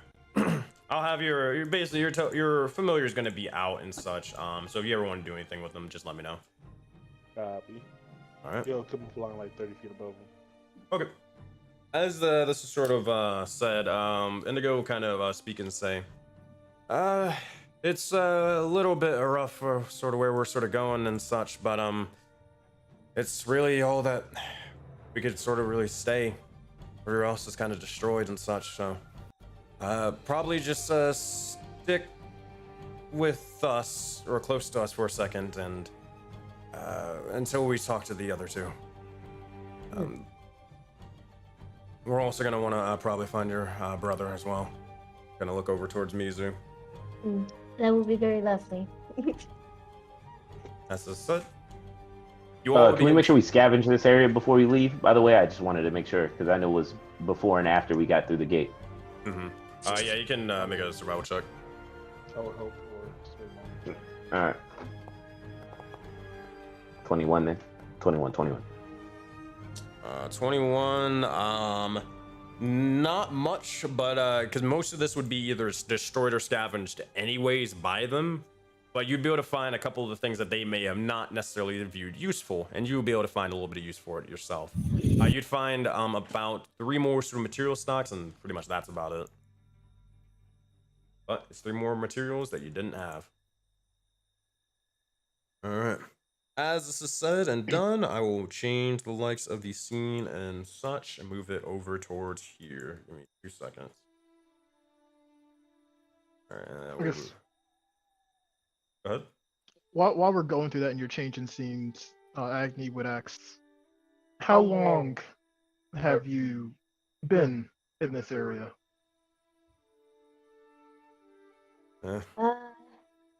You all would have been here for a decent bit, probably since the beginning of this sort of cycle and such. So roughly about a year or so. A little bit less than that, though. A little bit less. So we've been here for quite some time now. It's been a little bit difficult for all of us. You must have some martial capability to be able to survive for this long. Oh, I myself, I'm more of a magic one. I'm more full healer in this part, and then helping everybody of my family and my other people. As this is said, I'll look over and I go kind of like as you're walking through one of the buildings, or excuse me, not the building, into the caves and such. You'll see as you begin to start descending further and further, and you guys have actually, or some of you have actually seen this before when it came to the ruins, back all the way in Sands of Sin. You look over and it begins to start changing and shifting from that of something more primitive or more fantasy, rather to something a little bit more advanced in nature and architecture. You begin to walk into the likes of this strange set of slums in the underground, as this is where you would find all of these individuals over here. As it's sort of said, Indigo will say, I guess for a martial sort of thing, a lot of us were well trained, as much as you kind of can be for bits of survival and such, right? But I can also get rid of the walls and stuff like that. We don't need that. But Myself, more of a one that not necessarily likes to sort of stick to the shadows, but something that kind of likes to put on a little bit of performance when it comes to fighting and such. Got a little bit of distraction. Throws them off a bit. Able to take advantage of it. We have a couple of other people, more of hunters, if you will. That's slogs sort of thing. Good friend of mine. Understandable. You look over, and as you guys begin to sort of step in, you hear, you see as all of the individuals begin to just almost completely just stop and stare directly at each and every one of you. Get used to it. It's okay. She will raise afterwards as she walks a little bit more forward. They came here to help. They are the Voden Knights. See as they look over, and a couple of them, they are more so just, they look, but they're not entirely sure. They're more so skeptical. These are the only set of newcomers that have sort of came here since the likes of, or really Indigo or Slog. Looking at them, they'll kind of look over and they see that you guys are leading them, but they'll keep their eyes onto him. Looking around and about, you can see as there are dozens and dozens of individuals of strange sort of nature, similar to the likes of Mizu, but you see as they have these almost weird sort of horns or spikes protruding out of the likes of their head. It seems completely altered or changed, something that you've never really noticed before. They have these bone piercings going through their nose or kind of hanging amongst their ears and such. As they're doing so, you'll see as a couple of individuals off to the north, to explain kind of the scene. See as a couple of individuals to the north, they're kind of off to the side, looking over at a couple of the graves, either sort of kneeling down and reading a couple of things, or placing the lengths of gold pieces or even flowers their side.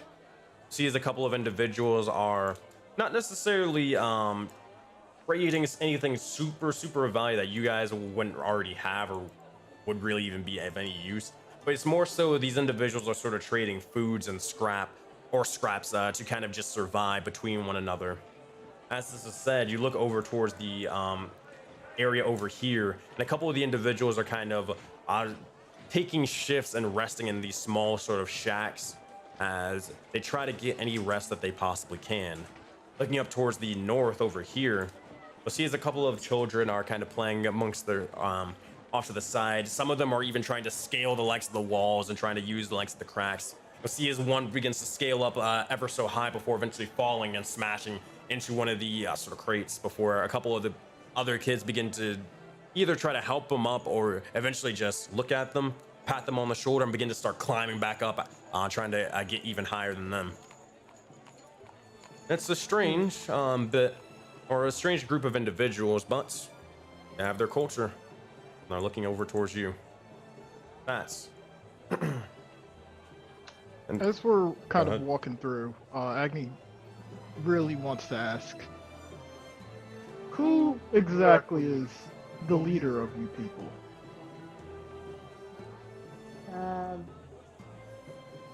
If you don't, you can just always ask them to go to basically answer it for you. I actually do not know. I forgot about that one. That's good. Indigo will sort of say, it's not really sort of a leader sort of thing. It's more of, how do we say, it's kind of, we are sort of the scouts, right? And essentially we're kind of the most powerful individuals, or at least individuals who can sort of help protect all the sort of people and such. Oh boy. Also, this is more so me as the DM kind of trying to remember all this sort of stuff, because this came at me very early. Where's their name? There we go. Hino, they're one of the other sort of scouts and such. They went missing a while ago with a couple of us, and we haven't been able to find them ever since. Glad to hear that they're in safety and such, but well, there's more. There was one we couldn't save. The ops got to that one, unfortunately. However, like the ops outside, we made sure they'll never harm another person again. That explain a couple of things. But That really does. we do appreciate you for helping us out. Here, Mizu, I think I see Slog over there. I don't know where your brother is. Maybe they'll sort of pop up in a bit. You'll see as they begin to yell out, "Hey, Slog, we're back home." You'll look over and you'll see as a individual who seems to be a lizard folk, but white scaled, rather. They seem to have a bow and arrow off to the side. They're kind of looking over and kind of looking towards the likes of the populace, looking over a bunch of these sort of trades and such. Or eventually, you'll see as they'll begin to take a little bit of an apple out from the likes of their bag and sort of toss it over towards Slog. Begin to also start passing it out to a couple of individuals for a bit. And we got some newcomers. Mizu, if you want to help introduce our friends. Of course. These are the Voden Knights. The leader of them will be our Chief Acne, as they point at the giant turtle. Oh, so you guys can move your tokens as well. So go ahead, Agni. Yeah, I wasn't sure if she's going to keep going, but as she points at Aggie, just kind of nods his head. As it What begins she says is correct. You can refer to me as War Chief Agni. And those that follow me is just a portion of the Voden Knights. We've come at a request of one of your own, found right outside our village borders, chased by the ops. He told us of this place, wanted to be reunited with his family. We promised to him we would secure a path there and bring him back. The way was dangerous, so they're currently at our village. But they're free to come at any time now. Right outside your borders seems to be infected with the ops. It's a pleasure to make your acquaintance. Just to say, no, we promised him we'll bring them there, back there. Yeah. Oh, wait, them Yeah. to... Oh, I thought it was the other Yeah. way around. Oh, okay. Nah, he has to, because of what's going on here, they're getting hunted and they keep getting targeted to bring them to safety. Oh, okay. Bruh, they don't bend that knee. Look over and you'll see as Slog will begin to sort of drop down for a moment. As they do, they're kind of listening to you before they begin to extend a handshake, greeting the likes of Indigo for a second. You'll see as they begin to speak and say, Slog, see. If this is the case, then I'm not sure how exactly we'd be able to relocate. Slog know that valley is dangerous. But, if only Slog could figure out way to get past barrier. Make very easy. Make very, very easy. Yeah, we know, but none of us are sort of equipped for it. Yeah. Right. Yeah, Go ahead. you say this barrier is the issue. What seems to be the problem? Maybe I can assist. See as they look over, Fog will say, barrier been here even since me and Indigo arrive. Far as concerned, barrier block entry. Nothing gets through. No arrow, no sword, no spell. Slog no understand magic, but not even Mizu or Indigo magic able to get through. Also, What? Mizu, I need to let you know something about brother. Yeah. But What is it? in time. Oh. Alright, they will not. Go ahead, Agni. What is behind the barrier? Do you know? Indigo will speak and say, yeah, it's apparently what we can kind of understand and what it's sort of leading to from what we sort of scouted out. That should sort of make a little bit of a small entrance or a small little tunnel system from the lengths of the main valley towards the south. Seems to be a sort of safer path, but those ops, you called them, right? Yeah, those guys, they're kind of infesting the likes of the way, even past the likes of this barrier. Granted, it's a little bit of a blessing and a curse. We'd be able to sort of leave, but we'd run into them. And we can't really get through them anyways. And we can't really lead the likes of our people outside through the main valleys. That'd be a death sentence with the likes of what? Zhao Dynasty, the Ops, the sort of astral sickness and more. Well, to put it lightly, things have been not the greatest for us. There is a lot of hardships come from just living in Voden. It seems if the Jaded Dragon Valley has its own trials and tribulations. However, there's also joy and hope to be found. New allies can always be found.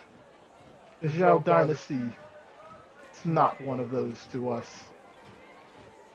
This barrier, perhaps we can take a look at it. A few of us are magically inclined, myself included.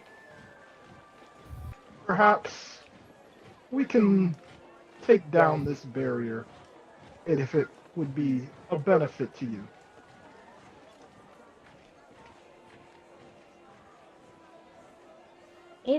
It would, wouldn't they? As Misu would look at the other two.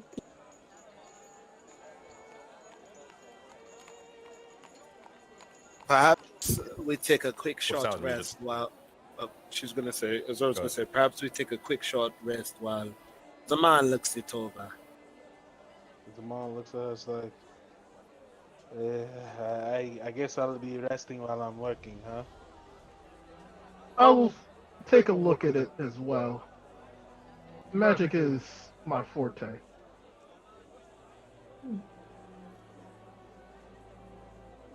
This would be very helpful, but you warriors, from what appearance gives off, would you Not be able to dispatch of these ops, as you refer to, very dangerous ones from what we can understand in tunnel screeches and such. Unsure of what exactly, but go ahead. not just warriors, leaders. We are looking to build ourselves up, become the driving force of the valley. We'd be happy to take a look into this, as your enemies outside your walls have been dealt with, as the two can attest to. They were taken out expeditiously. If you don't mind, we would probably like to take a quick rest. Maybe get to know some of you. And then we can look into whatever trials and tribulations lie past that barrier. Yeah, that could work in the moment. It would be nice to meet all of you individually more. Fine by Measers, fine by me. Alright. So, as this is sort of said, Indigo will look over towards Mizu and say, hey, I gotta sort of catch up on a couple of things and such. Check out over there for a bit. Check over towards the graves. If you could, can you let everybody know that these individuals will be staying here for a bit? We'll do so, yes. Make an announcement. Do as you do. Make it as much of a spectacle as you really wish. Jesus slams. Alright. Nigo's gonna head over there. And Mizu, what do you say or do to get everybody's attention and try to let everybody know that, hey, yo, these guys are cool and not trying to kill you?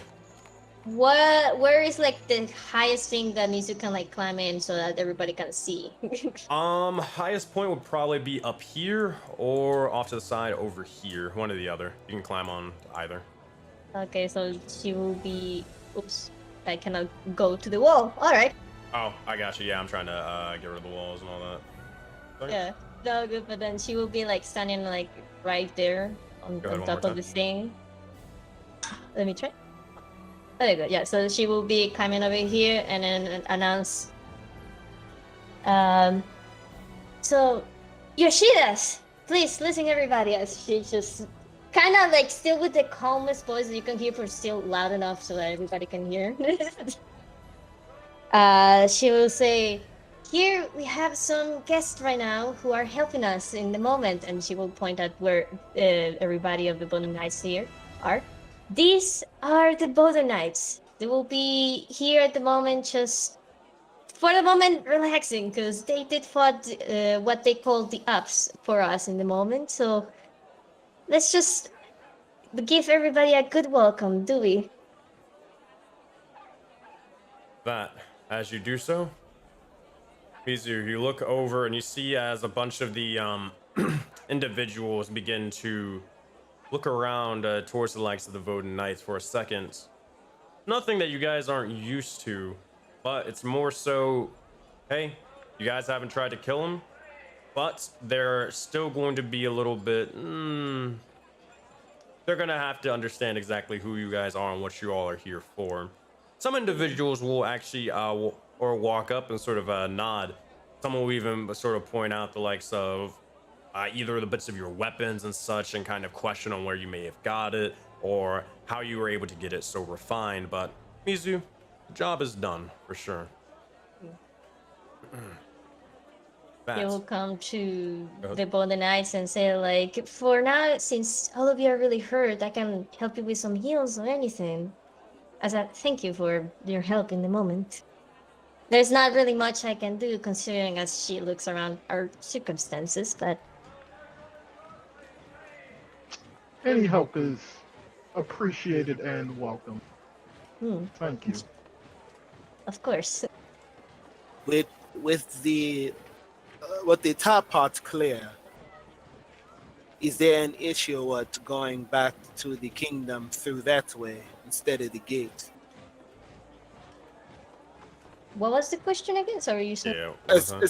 Essentially, she's asking, because we just cleared a whole path to get here. Why can't we just go back that same path we cleared? Gotcha.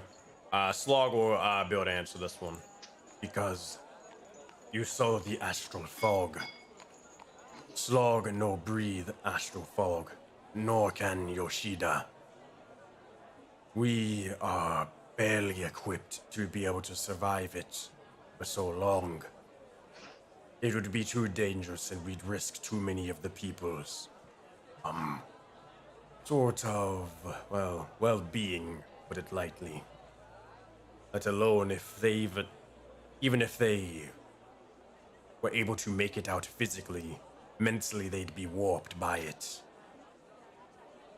This no do.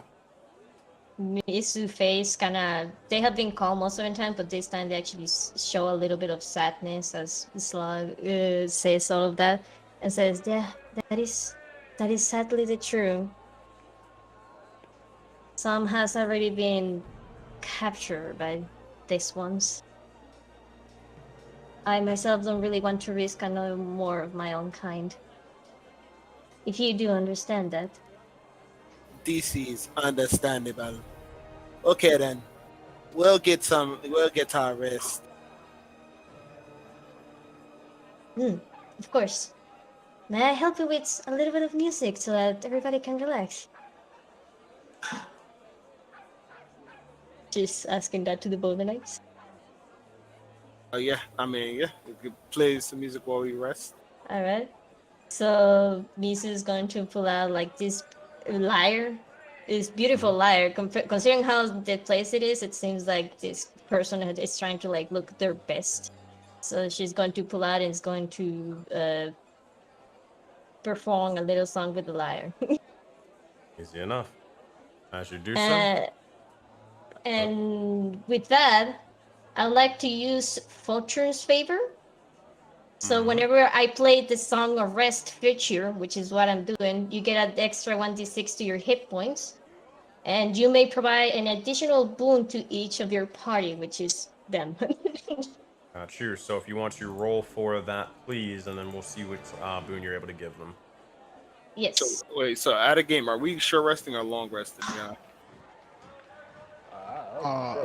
Whatever the option is, bro. I was gonna say short rest, but then upon hearing that there's powerful, potentially corruption down there. There are renowned people down there. That changes what I would think, and think we should see is it cool that we take a couple of shifts in long rest here. I was all for the short rest until they said that. The beak one's tune put Gore to a deep sleep, bro. Call that a long rest. All I can say is this. Remember with that intuition check, they would view stuff that's a lot more powerful, you know, to them compared to what's powerful to you. Take that for whatever you will. It's up to you. Whether you take a short rest, whether you take a long rest, I will adjust accordingly based off of as time like beginning to pass. So keep that in mind. Song of Rest mainly work for like when it's short rest, right? I think it would probably work for a long rest as well. Okay. So either way, I can. So whatever you choose, I will pick your boons. All right. So at a game, what do we want to do? Long rest. Take the risk. You see my vote in chat. I don't need to say anything. You know my vote. I'm cool with either or. It can, yeah, I can survive on a short rest. I'm cool with short rest. Yo, bro, I'll just roll these hit die. Let's just I was gonna say these short rests and get back out here. Two for long, 4 for short. I guess short it is. Short it is. All I'll right. try to help Well, each of you then get a 1d6 extra to your hit points whenever you roll your hit dice for that, and I'm gonna start rolling for your boons. How many of you all are? There is 6 plus 2, so 8. 8. So 8 d10s. All right.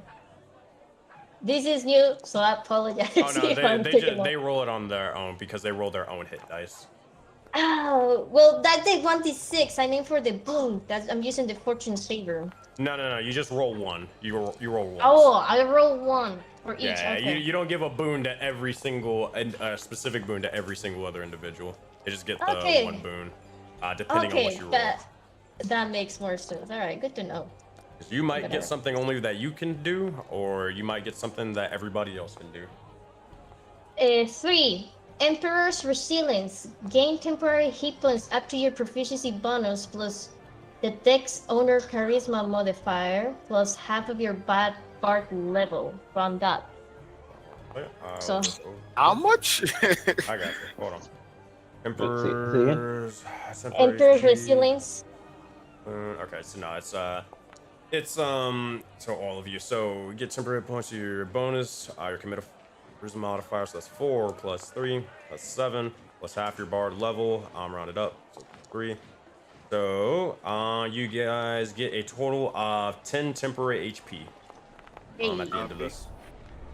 Appreciate that. Mm-hmm. All right. These guys go in. So, while you guys are short resting and such, is there anything that you guys are talking about or doing in the meantime? Clarity, that was 1d6 per hit die or just 1d6 per? It's just 1d6 one time. Copy. Just checking. 6 will be able to bring them up to full. Alright, can I get that cooking roll, bro? Hold on for mechanical stuff. More so just while I'm like setting up everything else mechanical-wise and all that stuff in the background. But right after I got you, if you remind me. Past that. So yeah, is anybody saying or doing or saying anything in the meantime while you guys are kind of resting about? Zora's ready to go. Zaman will be working with Agni to investigate this barrier. And Yeah, that's pretty much what we'll have to be doing. yeah, and then I mean at the end of that he'll just at the end of the short rest he'll cast water breathing on everyone just in case some stuff happens. Alright. Just making sure. I got y'all. But is anybody just in the meantime like for filler stuff until I'm done like giving you guys all your stuff? Did everyone roll their extra hit from the bard? Short rest? Their extra hit dice? I did. Yep. Yeah, roll that extra d6. Yep. I'm just converting. I'm just mathing over here. Let's get another fourth. Fourth is 6. I Goddamn. believe that is everybody. Yeah, okay, cool. All right, and Addy Dark. So you're trying to cook some stuff up. What are you trying to cook? Or unless you, yeah, do you still have the list or you need it again? I'm just trying to cook something to get this man because we resting. All right. Do you have the list of like what dish you're trying to make or? No, I was just gonna write it. All right. I gotta save that. Oh, that's my bad. All right, just roll a d12 or something.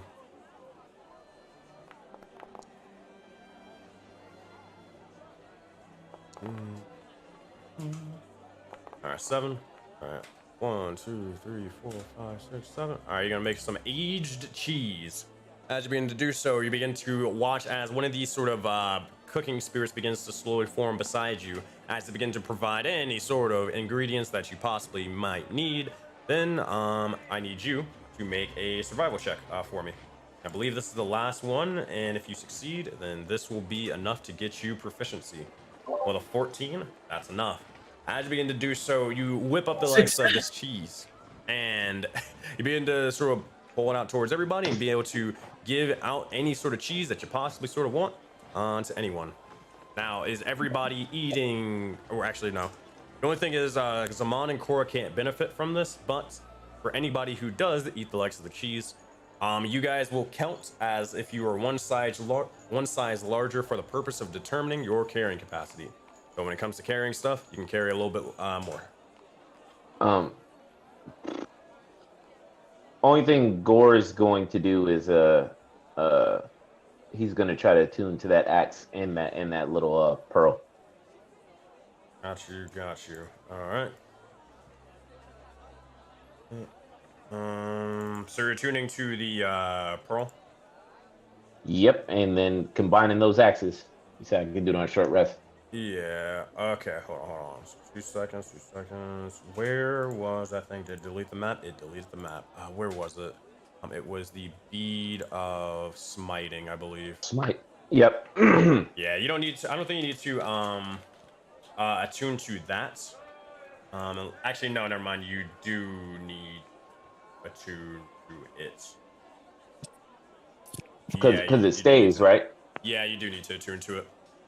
All right. For all intents and purposes, he's putting it in one of the eyes, the bird skull that he got from Ross. There is one thing. So pick which one you want. I'm pretty sure I already know the answer, but you can only tune to one thing during a short rest. Which one you want to do? You want to get the axe out of the way, or you want to get the beads?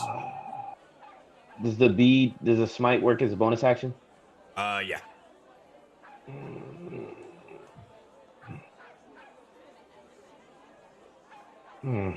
That's a tough one. Come back to me. I'll know in just a moment. Gotcha. All right. For that, while that's sort of happening, Addy Dark begins to pass out the food. Zaman and Agni, are you guys looking over towards the barrier? Yeah. All right. Take that time to do that. Last sort of thing, as you guys can place yourselves over there, as you begin to fly up, and I assume this is kind of before your long rest or before your short rest begins as a monster. You still have a little bit of flying speed to kind of look up and examine everything. I need both of you to make Arcana checks, and you can either give one person advantage or make it yourself. Before this is happening, Slog was gonna sort of grab you, Mizu, for 2 seconds. Oh yeah. Yeah, Addy are connected for some reason. It's because you have permission to control his token. That's why. Copy. But Slog will look over towards Mizu and just sort of say, Mizu, Slog don't know where your brother is. Exactly. Slog might believe that there was incident, mana crystal incident. They bamfed out from this area. We don't know exactly where they might be, but I have bad suspicion that they might be in there. And they'll point towards the likes of the doors and the barrier and such. Visa would look at the doors and then look at them and then say, "It's okay. I think the Voden Knights has them in the moment, but it seems that whatever situation happened, it just seems that he is hurt. So if we can help these Voden Knights to pass the barrier and we can get to wherever they are, maybe we can get back Kino back again." As in, kind of like gently try to reassure them. That's true, but Slog just make sure, or just really want to make sure they are safe. No need for more death. They will. She will nod to and say, "Of course, that also what I want too. I'll make sure everything goes okay. I'll make sure that everything goes okay." She will say to Slog. They'll kind of nod. Okay. Miso for this one will actually join War Chief Agni and Kane as they look at the door. All right. As you're doing so, what were those? Did you guys make the Arcana check? I'm gonna use a magical guidance on that. You have advantage if you're the only one making it. So Simon's No, helping you. we're both just gonna roll. Oh, okay. Oh, if you're gonna do that, can I help you with some bardic inspiration? Yeah. You can give it to Zaman because he hasn't rolled yet. Yeah. Okay. So how do you inspire Zaman? Visu is gonna like very gently just like tap you in the back, Saman, as they just smile very kindly and say, "I'm sure this will help you a bit with looking out about this barrier." That, as you do, or as you begin to hear the words, you are bardically inspired for a moment. 1d8. 1d8? Oh. Yep. 1d8.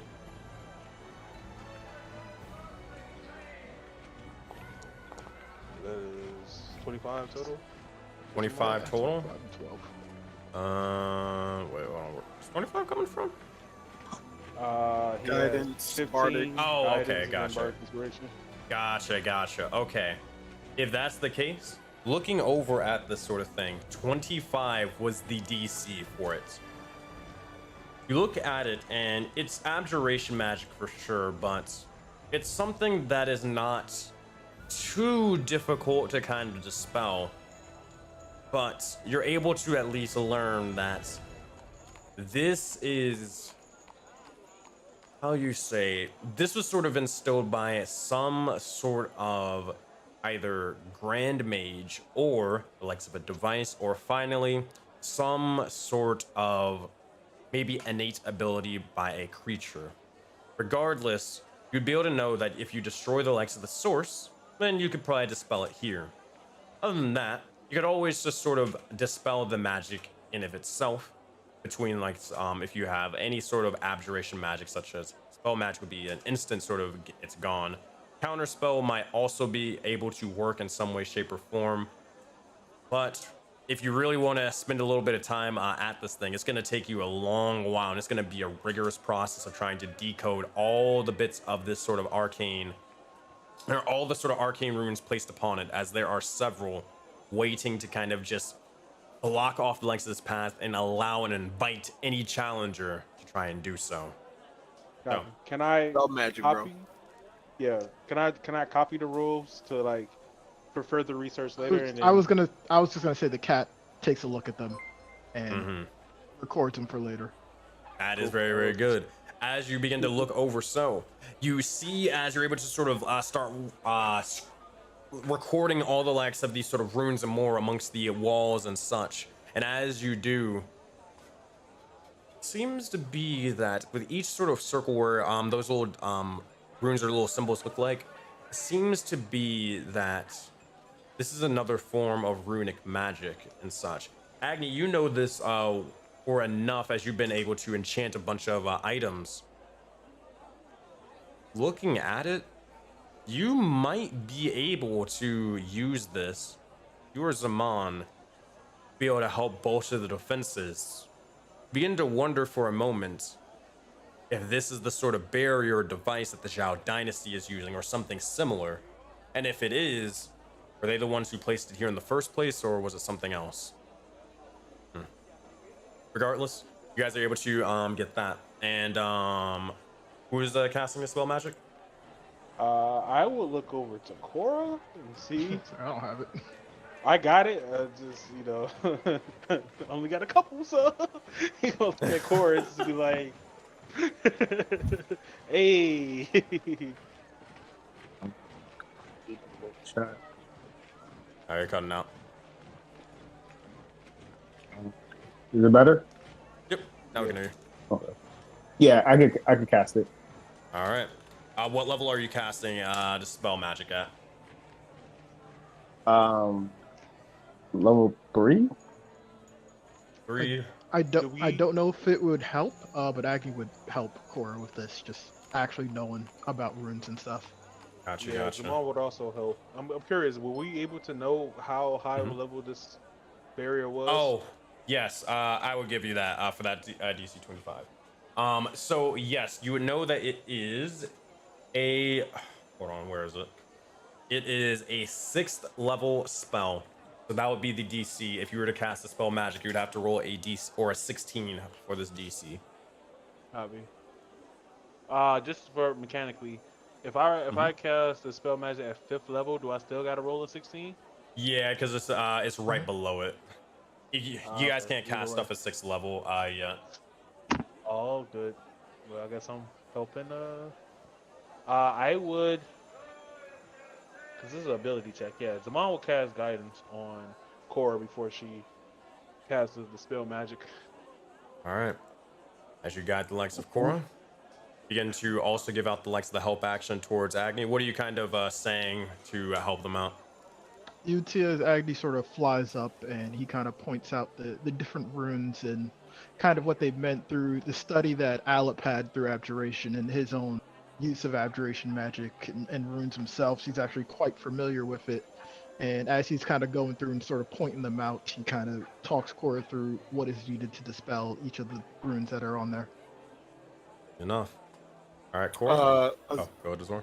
Yeah, Zora's gonna help by she's gonna point her mark up at it and see if she could just help, like maybe lower the DC slightly by like draining the rune magic. With this sort of thing, probably wouldn't be able to do it with the purple square at least. But I like where your head's at. Copy. All good. All right. So Cora, make a, I believe this is a wisdom check, and you have advantage, and you have a D4. Can I help with that one with another bardic inspiration? No need. Rolling a 23. They're good to go. They don't even need the help. Some people are protagonists. Some people are the protagonists. Sidekick duties over here, bro. As you do so, Cora, or actually, what are you kind of thinking about? What's the kind of process as you kind of dispel the magic, or what does at least did you dispelling it kind of look like?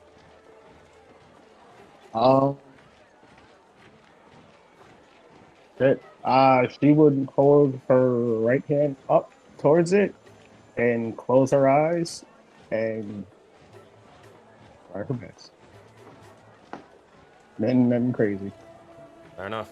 As you begin to do so, you'll see as it begins to try to start flickering out for a moment, and as it begins to do so, you'll notice as the wall and the barrier has been completely dispersed and is no longer there. As it does so, now I can't get rid of it without changing the whole map, and I'm going to do that in a second. But you'll look over and you'll see as a bunch of the Yoshidans will look over. And I need you to make 20 dexterity saving throws. But you'll see a bunch of the Yoshidans will begin to look over towards them, or look over towards you and look over towards the barrier, and you'll see as their eyes begin to go wide as they've been trying to get past this thing for the likes of a year in total.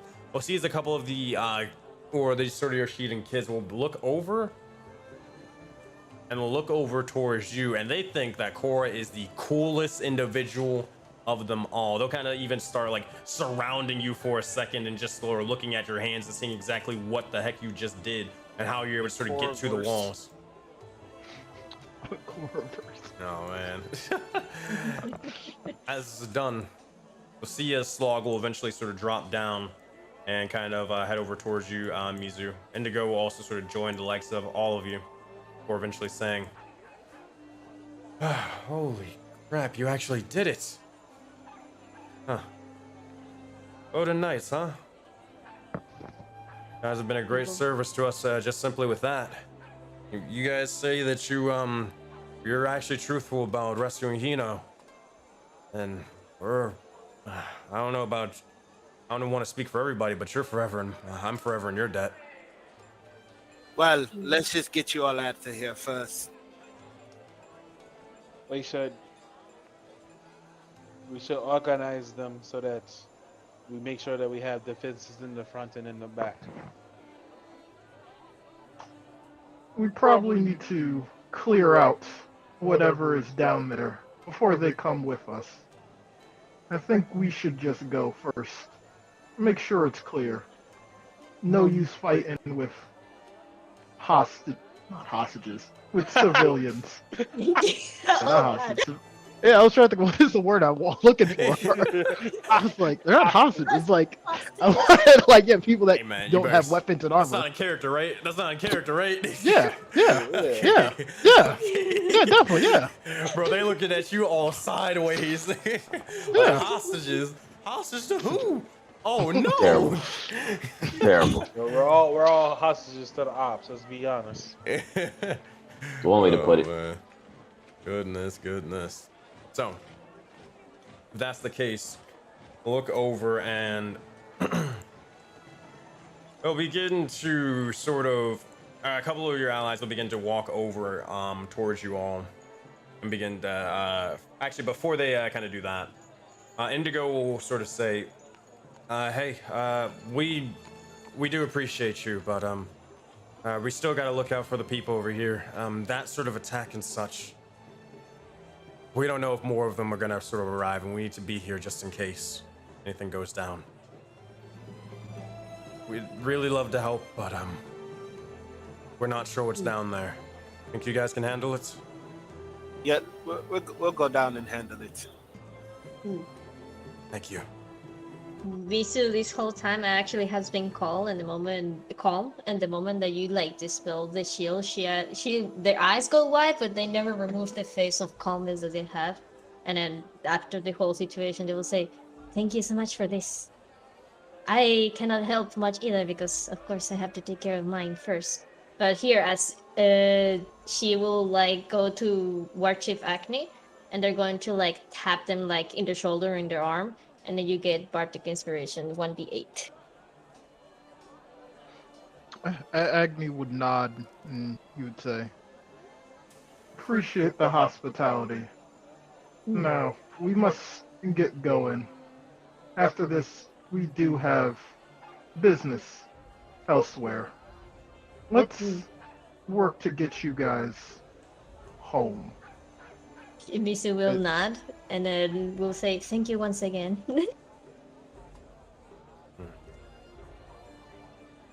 As I said, you'll see as Hannibal will look over and say, "Are we ready to go? To head out?" Yes. Go ahead and add that axe, and we'll go ahead and be on our way, buddy. Gore's ready to be ready. All right. As this is said, here's what I need from you, Gore. Oh boy. Did it work? Did it come through? No, it did not. Oh, where's the war axe? I could just add it together.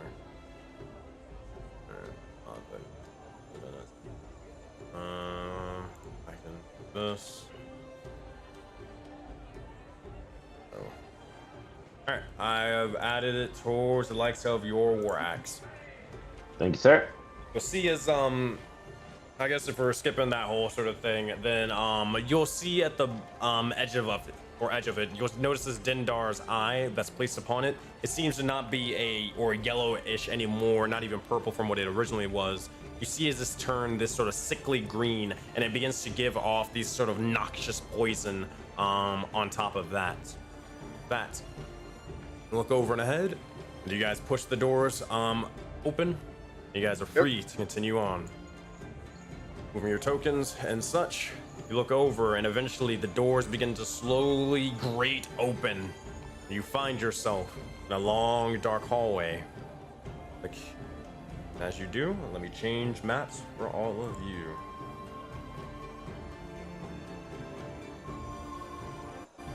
Now, eventually, what you guys begin to find as you walk down this sort of darker hallway, you notice as it begins to become a little bit claustrophobic as more and more of the stone sort of arch, or the stone archway above you, begins to almost start enclosing itself further and further. Some of the taller individuals amongst this group have to kind of duck a little bit, or they would risk hitting their head and more.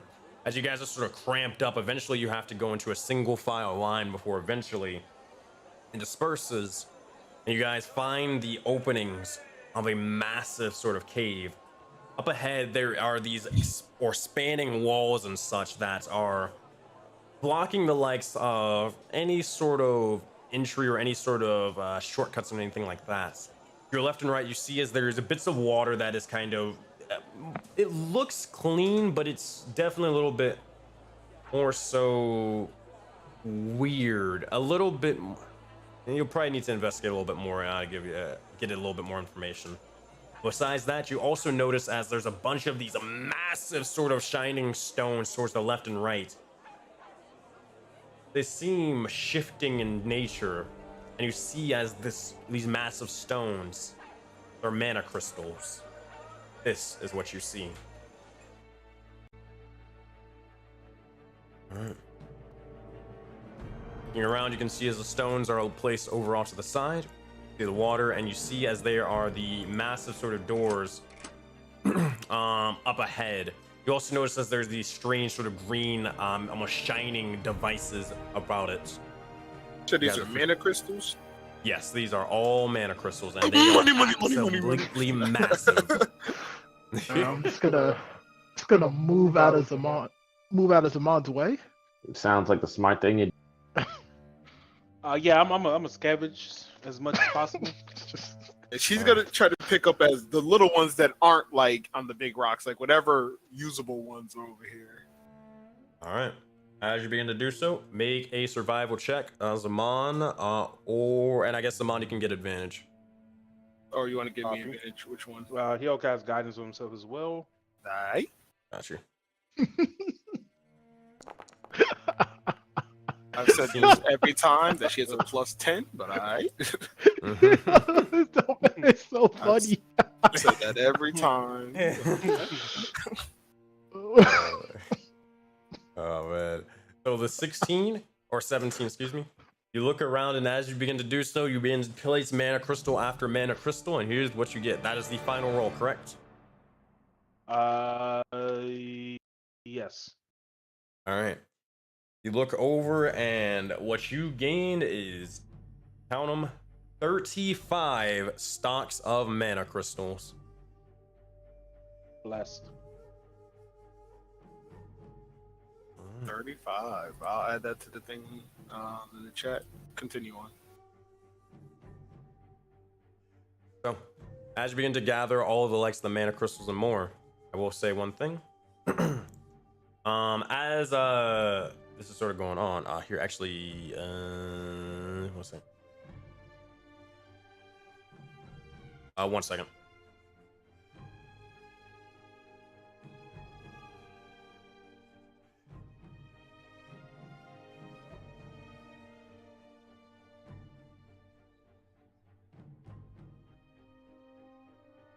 All right, sorry about that. And we're good. So as you're kind of all doing this and more, out of the dark, are you walking up towards the door and trying to open it? I was letting him scavenge first. Gotcha.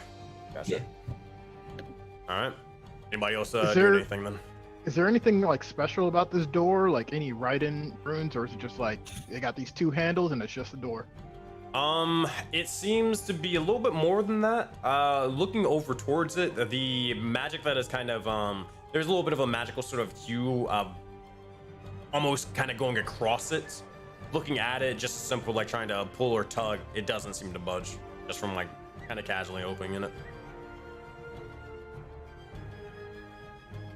Interesting. Is there a way, I guess, while they're scavenging to do like some type of check if this is like another abjuration type of thing that's on here? Make an Arcana check for me.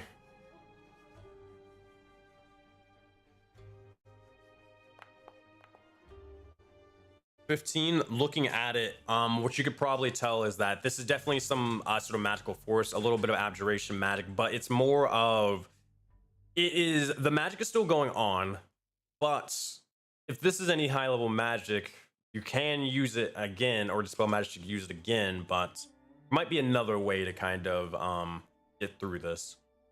Looking around about it, and you look towards the mana crystals for a second. Zaman, make an intelligence check with advantage. I was thinking, I was like, wait a minute. Copy. Man. About to turn these things into a bomb. 22. It is exactly that. Yeah. One way you could do it is overcharge the likes of this device, blow it up, to be able to let yourselves in and dispel the magic that way. Hey. Hey man, you used to do these in You the know mines Zaman. anyways. Zaman is all about it, bro. Alright, let me just move my character away from. He's gonna look at Addy Doc and says, "You should probably get back." Zora would say, if you're planning on doing something dangerous, don't cave the cave in. We need to get the individuals out this way, not spend course. days removing rock and stone. Zora, you know I'm responsible. I used to do this while I live, and they'll be fine.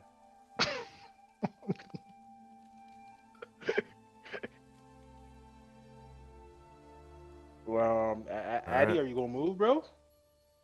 Is everybody gonna move? Just saying. You know? Hannibal is not. They did not Oh, hesitate sorry, with that. They are my getting bad. out I was of here. definitely muted like a motherfucker. Oh my gosh. Muted Oh, what were you heavily, saying? yo.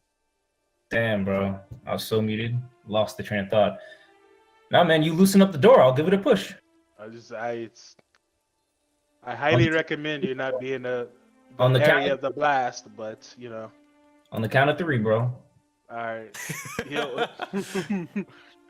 He'll put just enough mana crystals to overcharge it, and he's gonna back up as far as he can, and he'll blow it up with an Eldritch Blast. All right, so you kind of, as you begin to place the likes of the mana crystals and such, you see as they almost magnetically get pulled to the likes of these sort of doors, and you see as you place 1, you place 2, it's still asking for more and more and more. That Arcana check and that intelligence check, from what you know, it's a bad day, but it's a date, or it's something that you could, it's a way you can get through this without using any more spell slots. It would take a total. How much is it? So, here's what it is. You'll get a special effect if you do it this way. It's gonna take 20 mana crystals to blow this thing up if you want to get through it this way and see what happens with the rest of the area. Now, you can do that, or you can just dispel magic. The choice is yours, but there's different results for each way.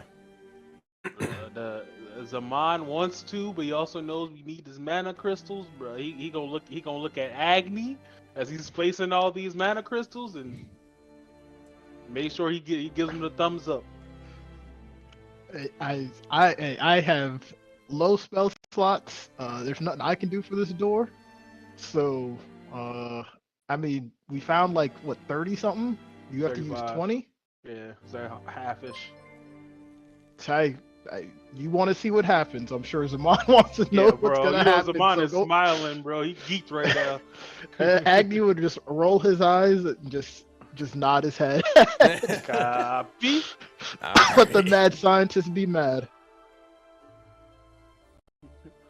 That's the case. Here's what I need. You begin to conjure forth the Eldritch Blast. You begin to look over towards Addydark on 3. 1, 2. You send the Eldritch Blast towards it.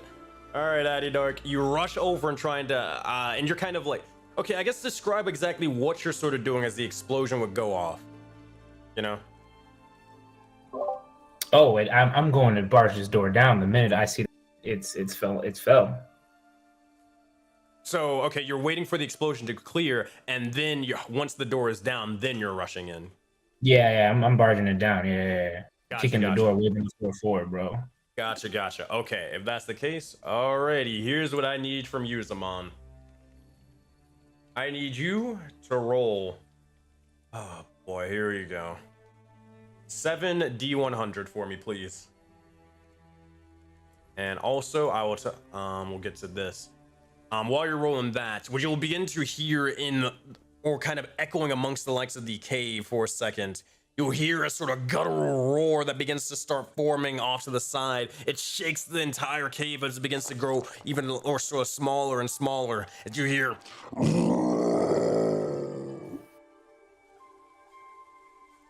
As it does so, you notice as the voice begins to grow smaller and smaller for a moment, more distant even.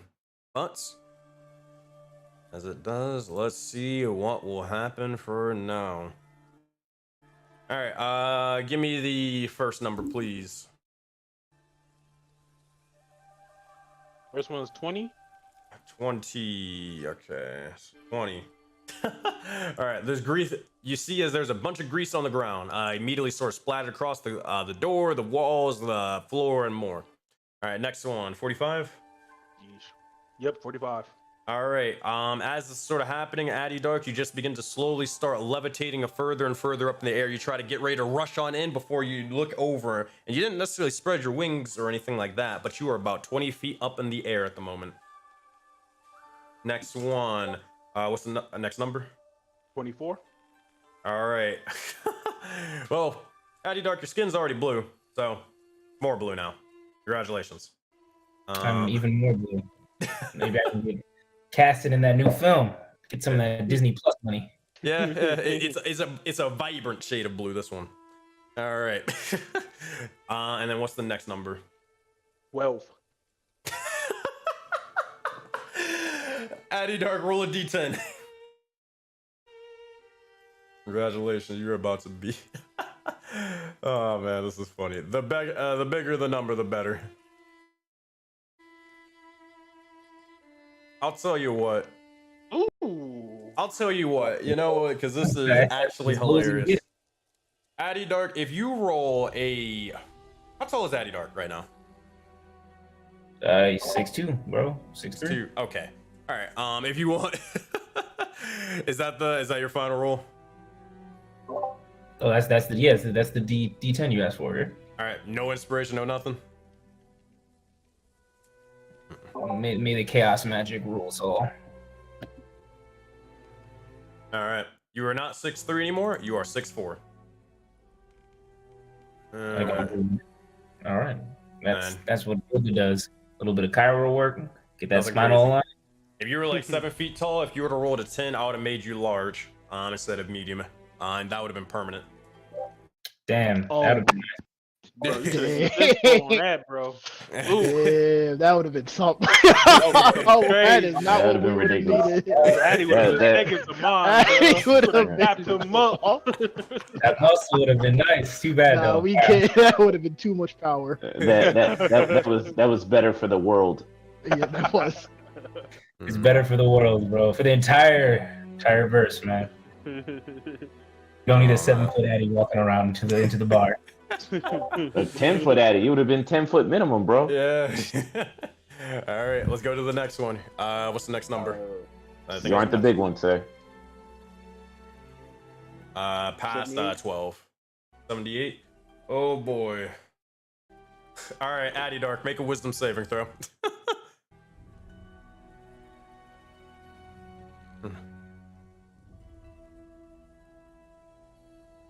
14.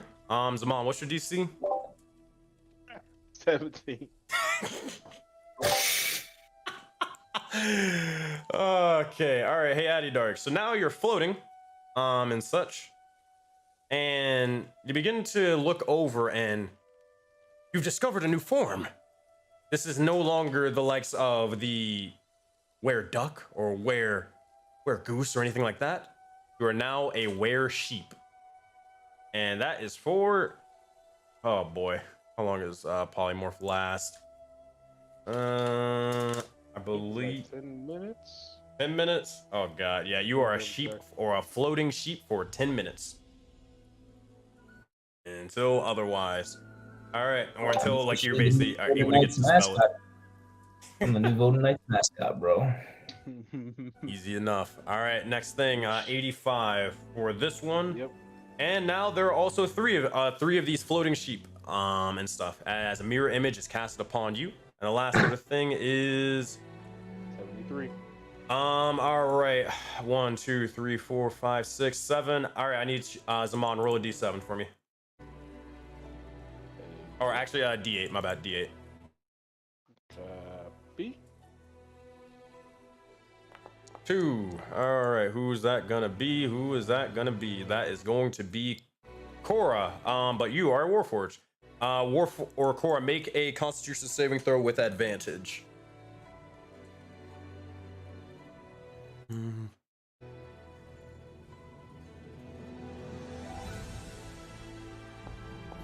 Let's see one more time.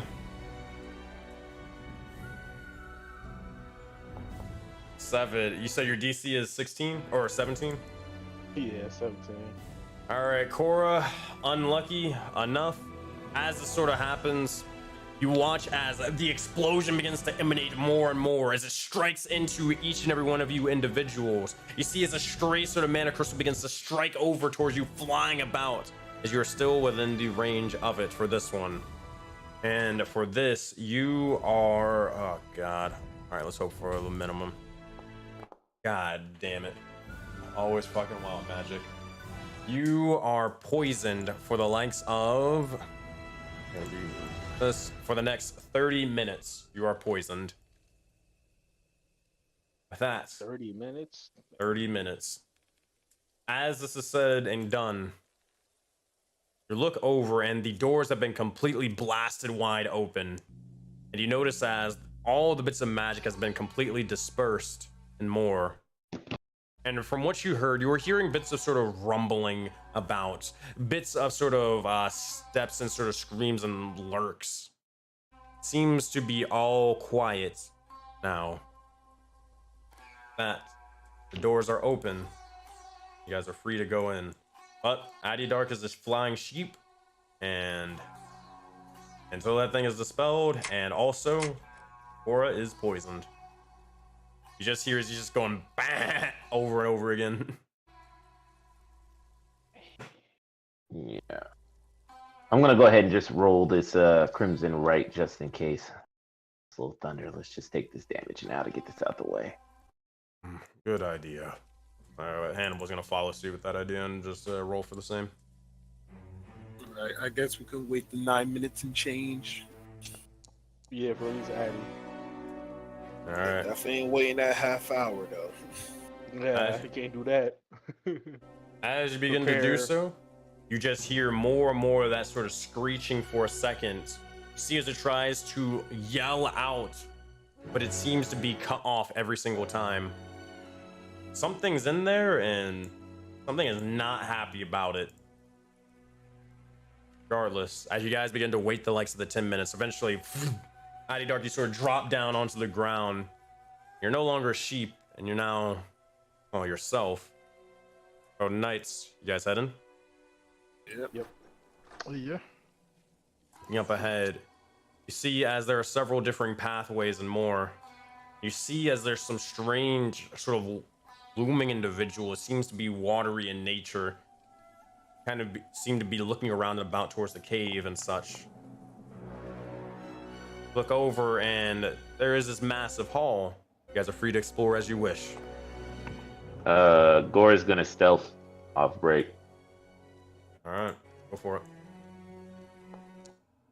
Sees the individual begin to slowly lurch back into the water, or eventually dissipating. Azor will say, those are the water wavlings, right?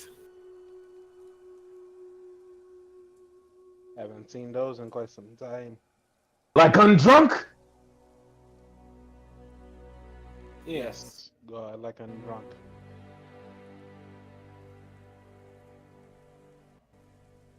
You begin to head over towards it, Gore?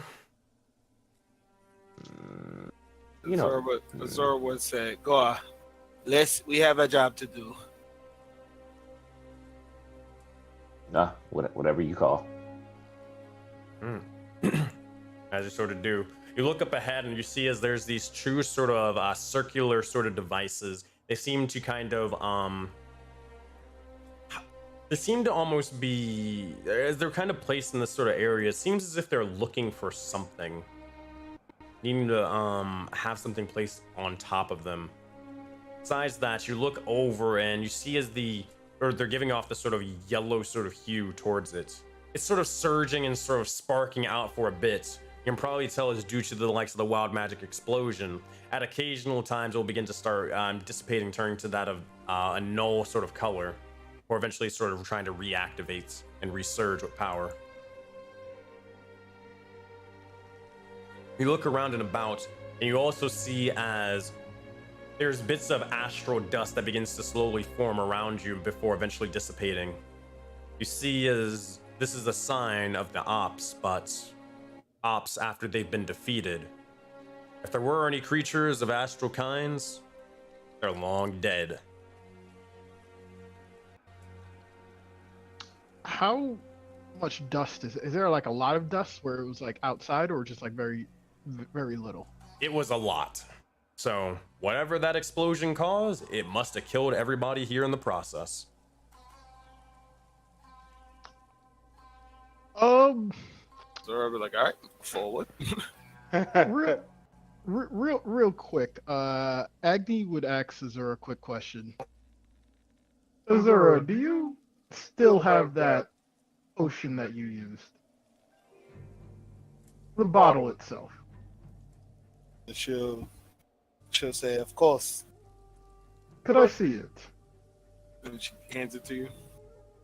Yeah. Agni's gonna attempt to collect this dust if it's like just in the air. Trying to collect it. Same thing from when Ingot tried to collect it at session 1. Just dissipates. It disappears. Oh, And okay. we've tried that before too. Something might be different with these, or who knows? Okay. Well, That's a yeah, good idea, Agni. he would just hand it back, and just curious to see. Yeah, I guess we'll approach whatever these things are. Detecting good and evil is on, by the way. Gotcha. Detect good and evil. Does that detect? Is it only celestials and fiends and undead? Or hold on. What does it detect again?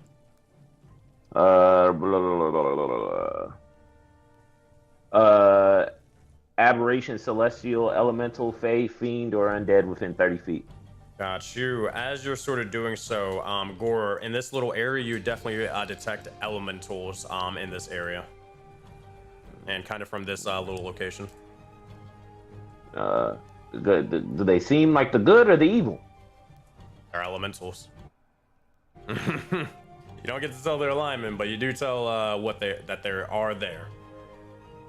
Okay. Got you. Quiet Back one. you up so you're not going by yourself. Addy Dark. Quiet. I don't know. It's like quiet one. There may be more like I'm drunk in there. Gore can feel them. Alright. Looking over, Gore, you see as you're looking down, this water sort of pool, it seems to kind of just go further and further. You're not entirely sure exactly how deep it might possibly be. But Jesus. that said, it does sort of start shifting and changing. You see as its sort of purple-ish nature begins to almost kind of invite you in, but you're not entirely sure where the hell that's leading to. I need to know how much this is like the water that Gore's experienced before. He has not have good luck with just water. So make a survival check, and you have advantage because of the blood uncertainty. All right. You said survival? Yes. All right. 15 and 11. It's similar, but it seems to have a little bit of an astral nature or tendency to it, though.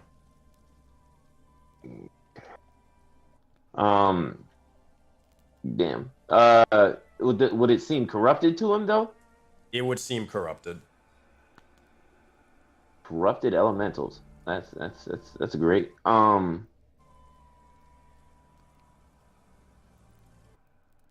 This looks like a job for greedy one.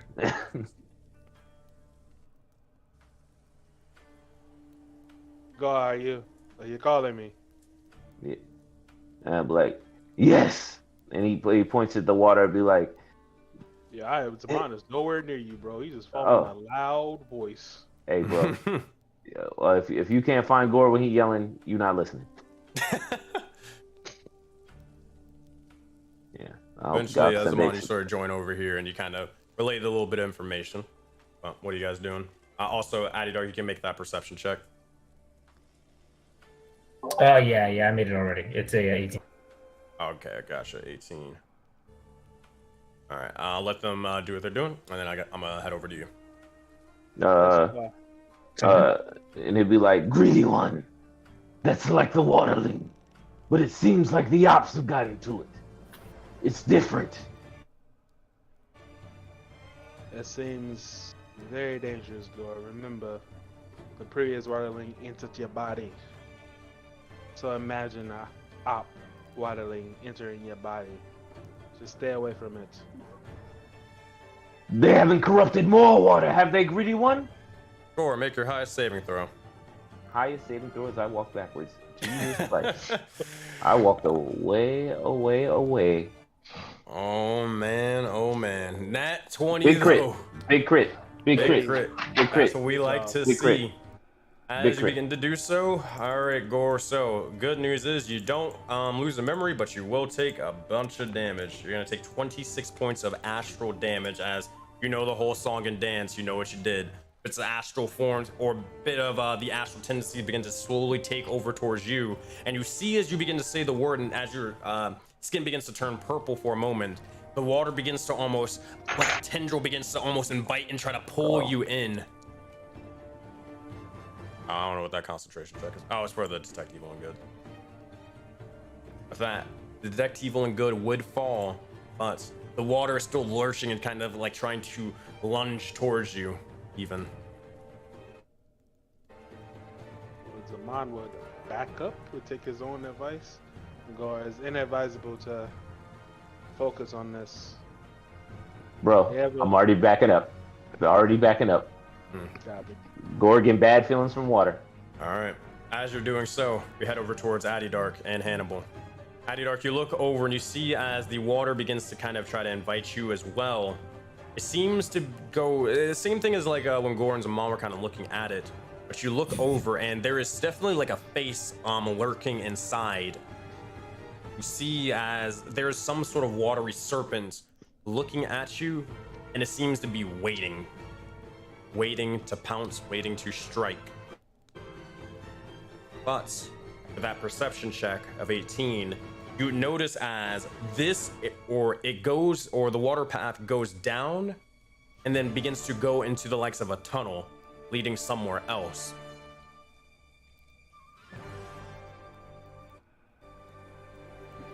The serpent. Do I see this serpent? Yes, you do. And he doesn't feel like a friendly. No, he seems to be waiting to strike you. Hostile. Well, roll this initiation. Hannibal, prepare yourself. And he swings at the water, bro. You'll see as Hannibal will begin to look over. Wait. Hold fast for a second. Something else. Something. They'll look around for a moment. And you'll see as a couple of rocks begin to slowly start dropping for a moment, and you'll see as it scatters for a second. Mighty dark before you strike. Something's behind us. Not strike when surrounded. As they look over, and they'll begin to start heading over towards this area, unless you want to head over towards that area. Your choice. I'll trust his judgment, but I'm coming around this thing swinging. Whatever's there, bro, I'm swinging and I'm not even looking at it. Throwing a fist. Do something there. Gotcha, Say that gotcha. right now. As you begin to do so, you begin to head over past the likes of the corner, and you just immediately see a small spherical individual just getting ready to strike at them immediately. You see as they begin to sort of hold their hands up. Wait, no. Do you still strike at them? As you hear the likes of Bill Roy. Oh, he got swung at, bro. He definitely got swung at. No. Make an attack roll. Make an attack roll towards Bill Roy, please.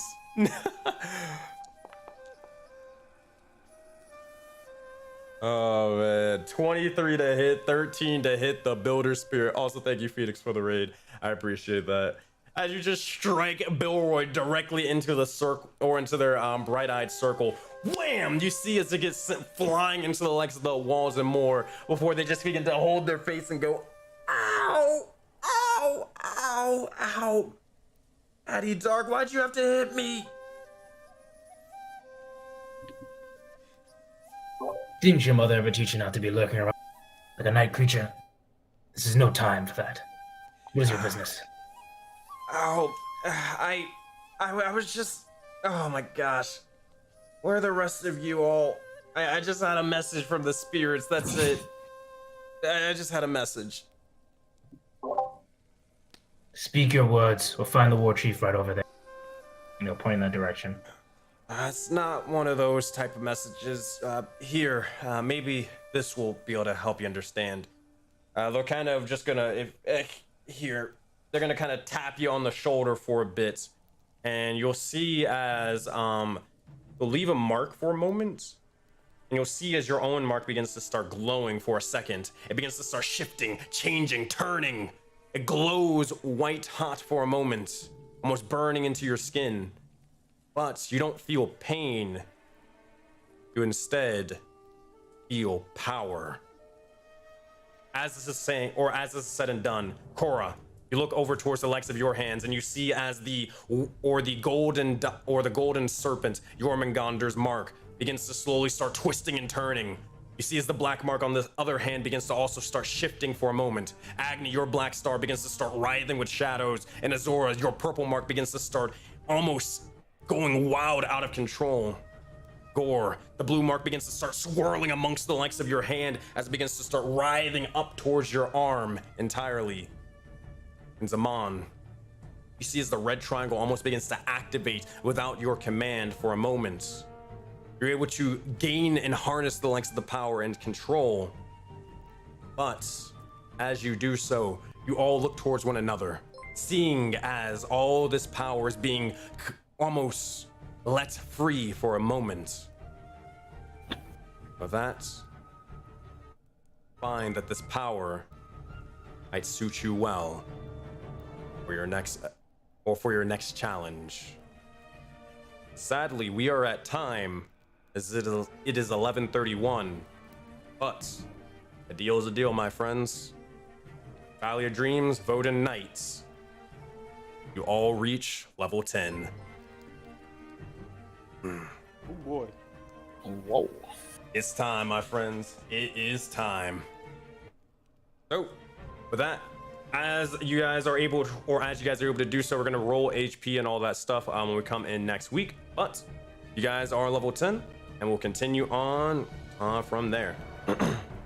So thank you guys again for being able to play and such. I will be right back. We're gonna go break down stream and all that sort of goodness, and we're gonna continue on before we get to the likes of this sort of whole thing, because this is gonna be a big sort of whole.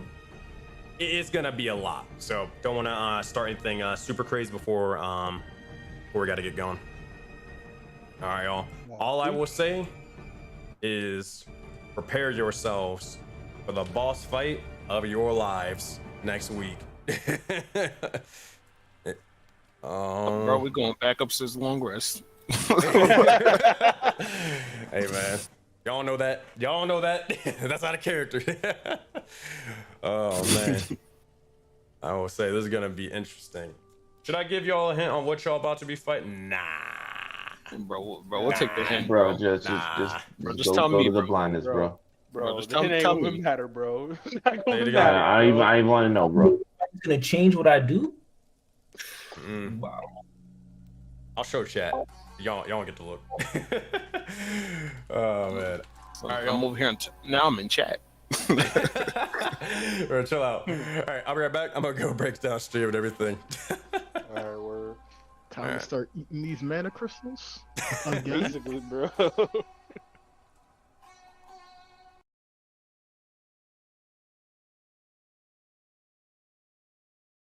All right, there we go.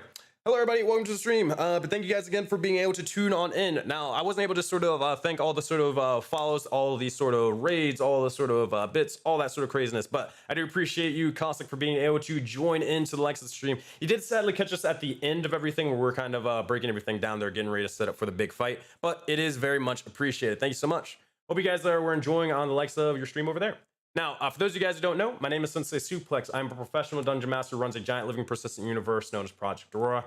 Basically, all the games that I run and all the games that every other dungeon master runs, they can all affect each other in a multitude of ways. So whatever happens in this session can affect the likes of any of the campaigns in the Friday, Saturday, Sunday, Monday, whatever. It doesn't matter. It all affects everything. You guys can also leave your mark on the world and on the universe by either giving out inspiration to the likes of the players, changing the weather live, giving out health potions, even helping out with world building and a bunch of other cool, wacky ways. So, hey, if that sounds remotely interesting to you, and if you actually want to be a player, we're actually looking for a bunch of new players coming up soon for a bunch of these newer campaigns. So, hey, join on in, join the Discord, shoot me a message, and all that sort of stuff, and we can get you added on into the universe. All right, everybody.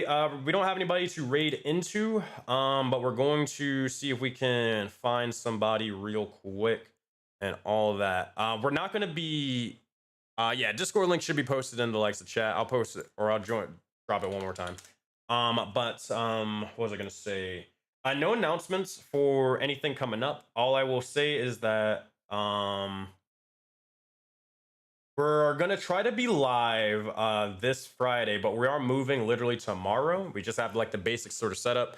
We're gonna try to be live again for Voden Fables, the West Marches campaign that I run. But if not, we will definitely see you guys on Saturday for 7 Souls, or aka the Soulbound campaign series.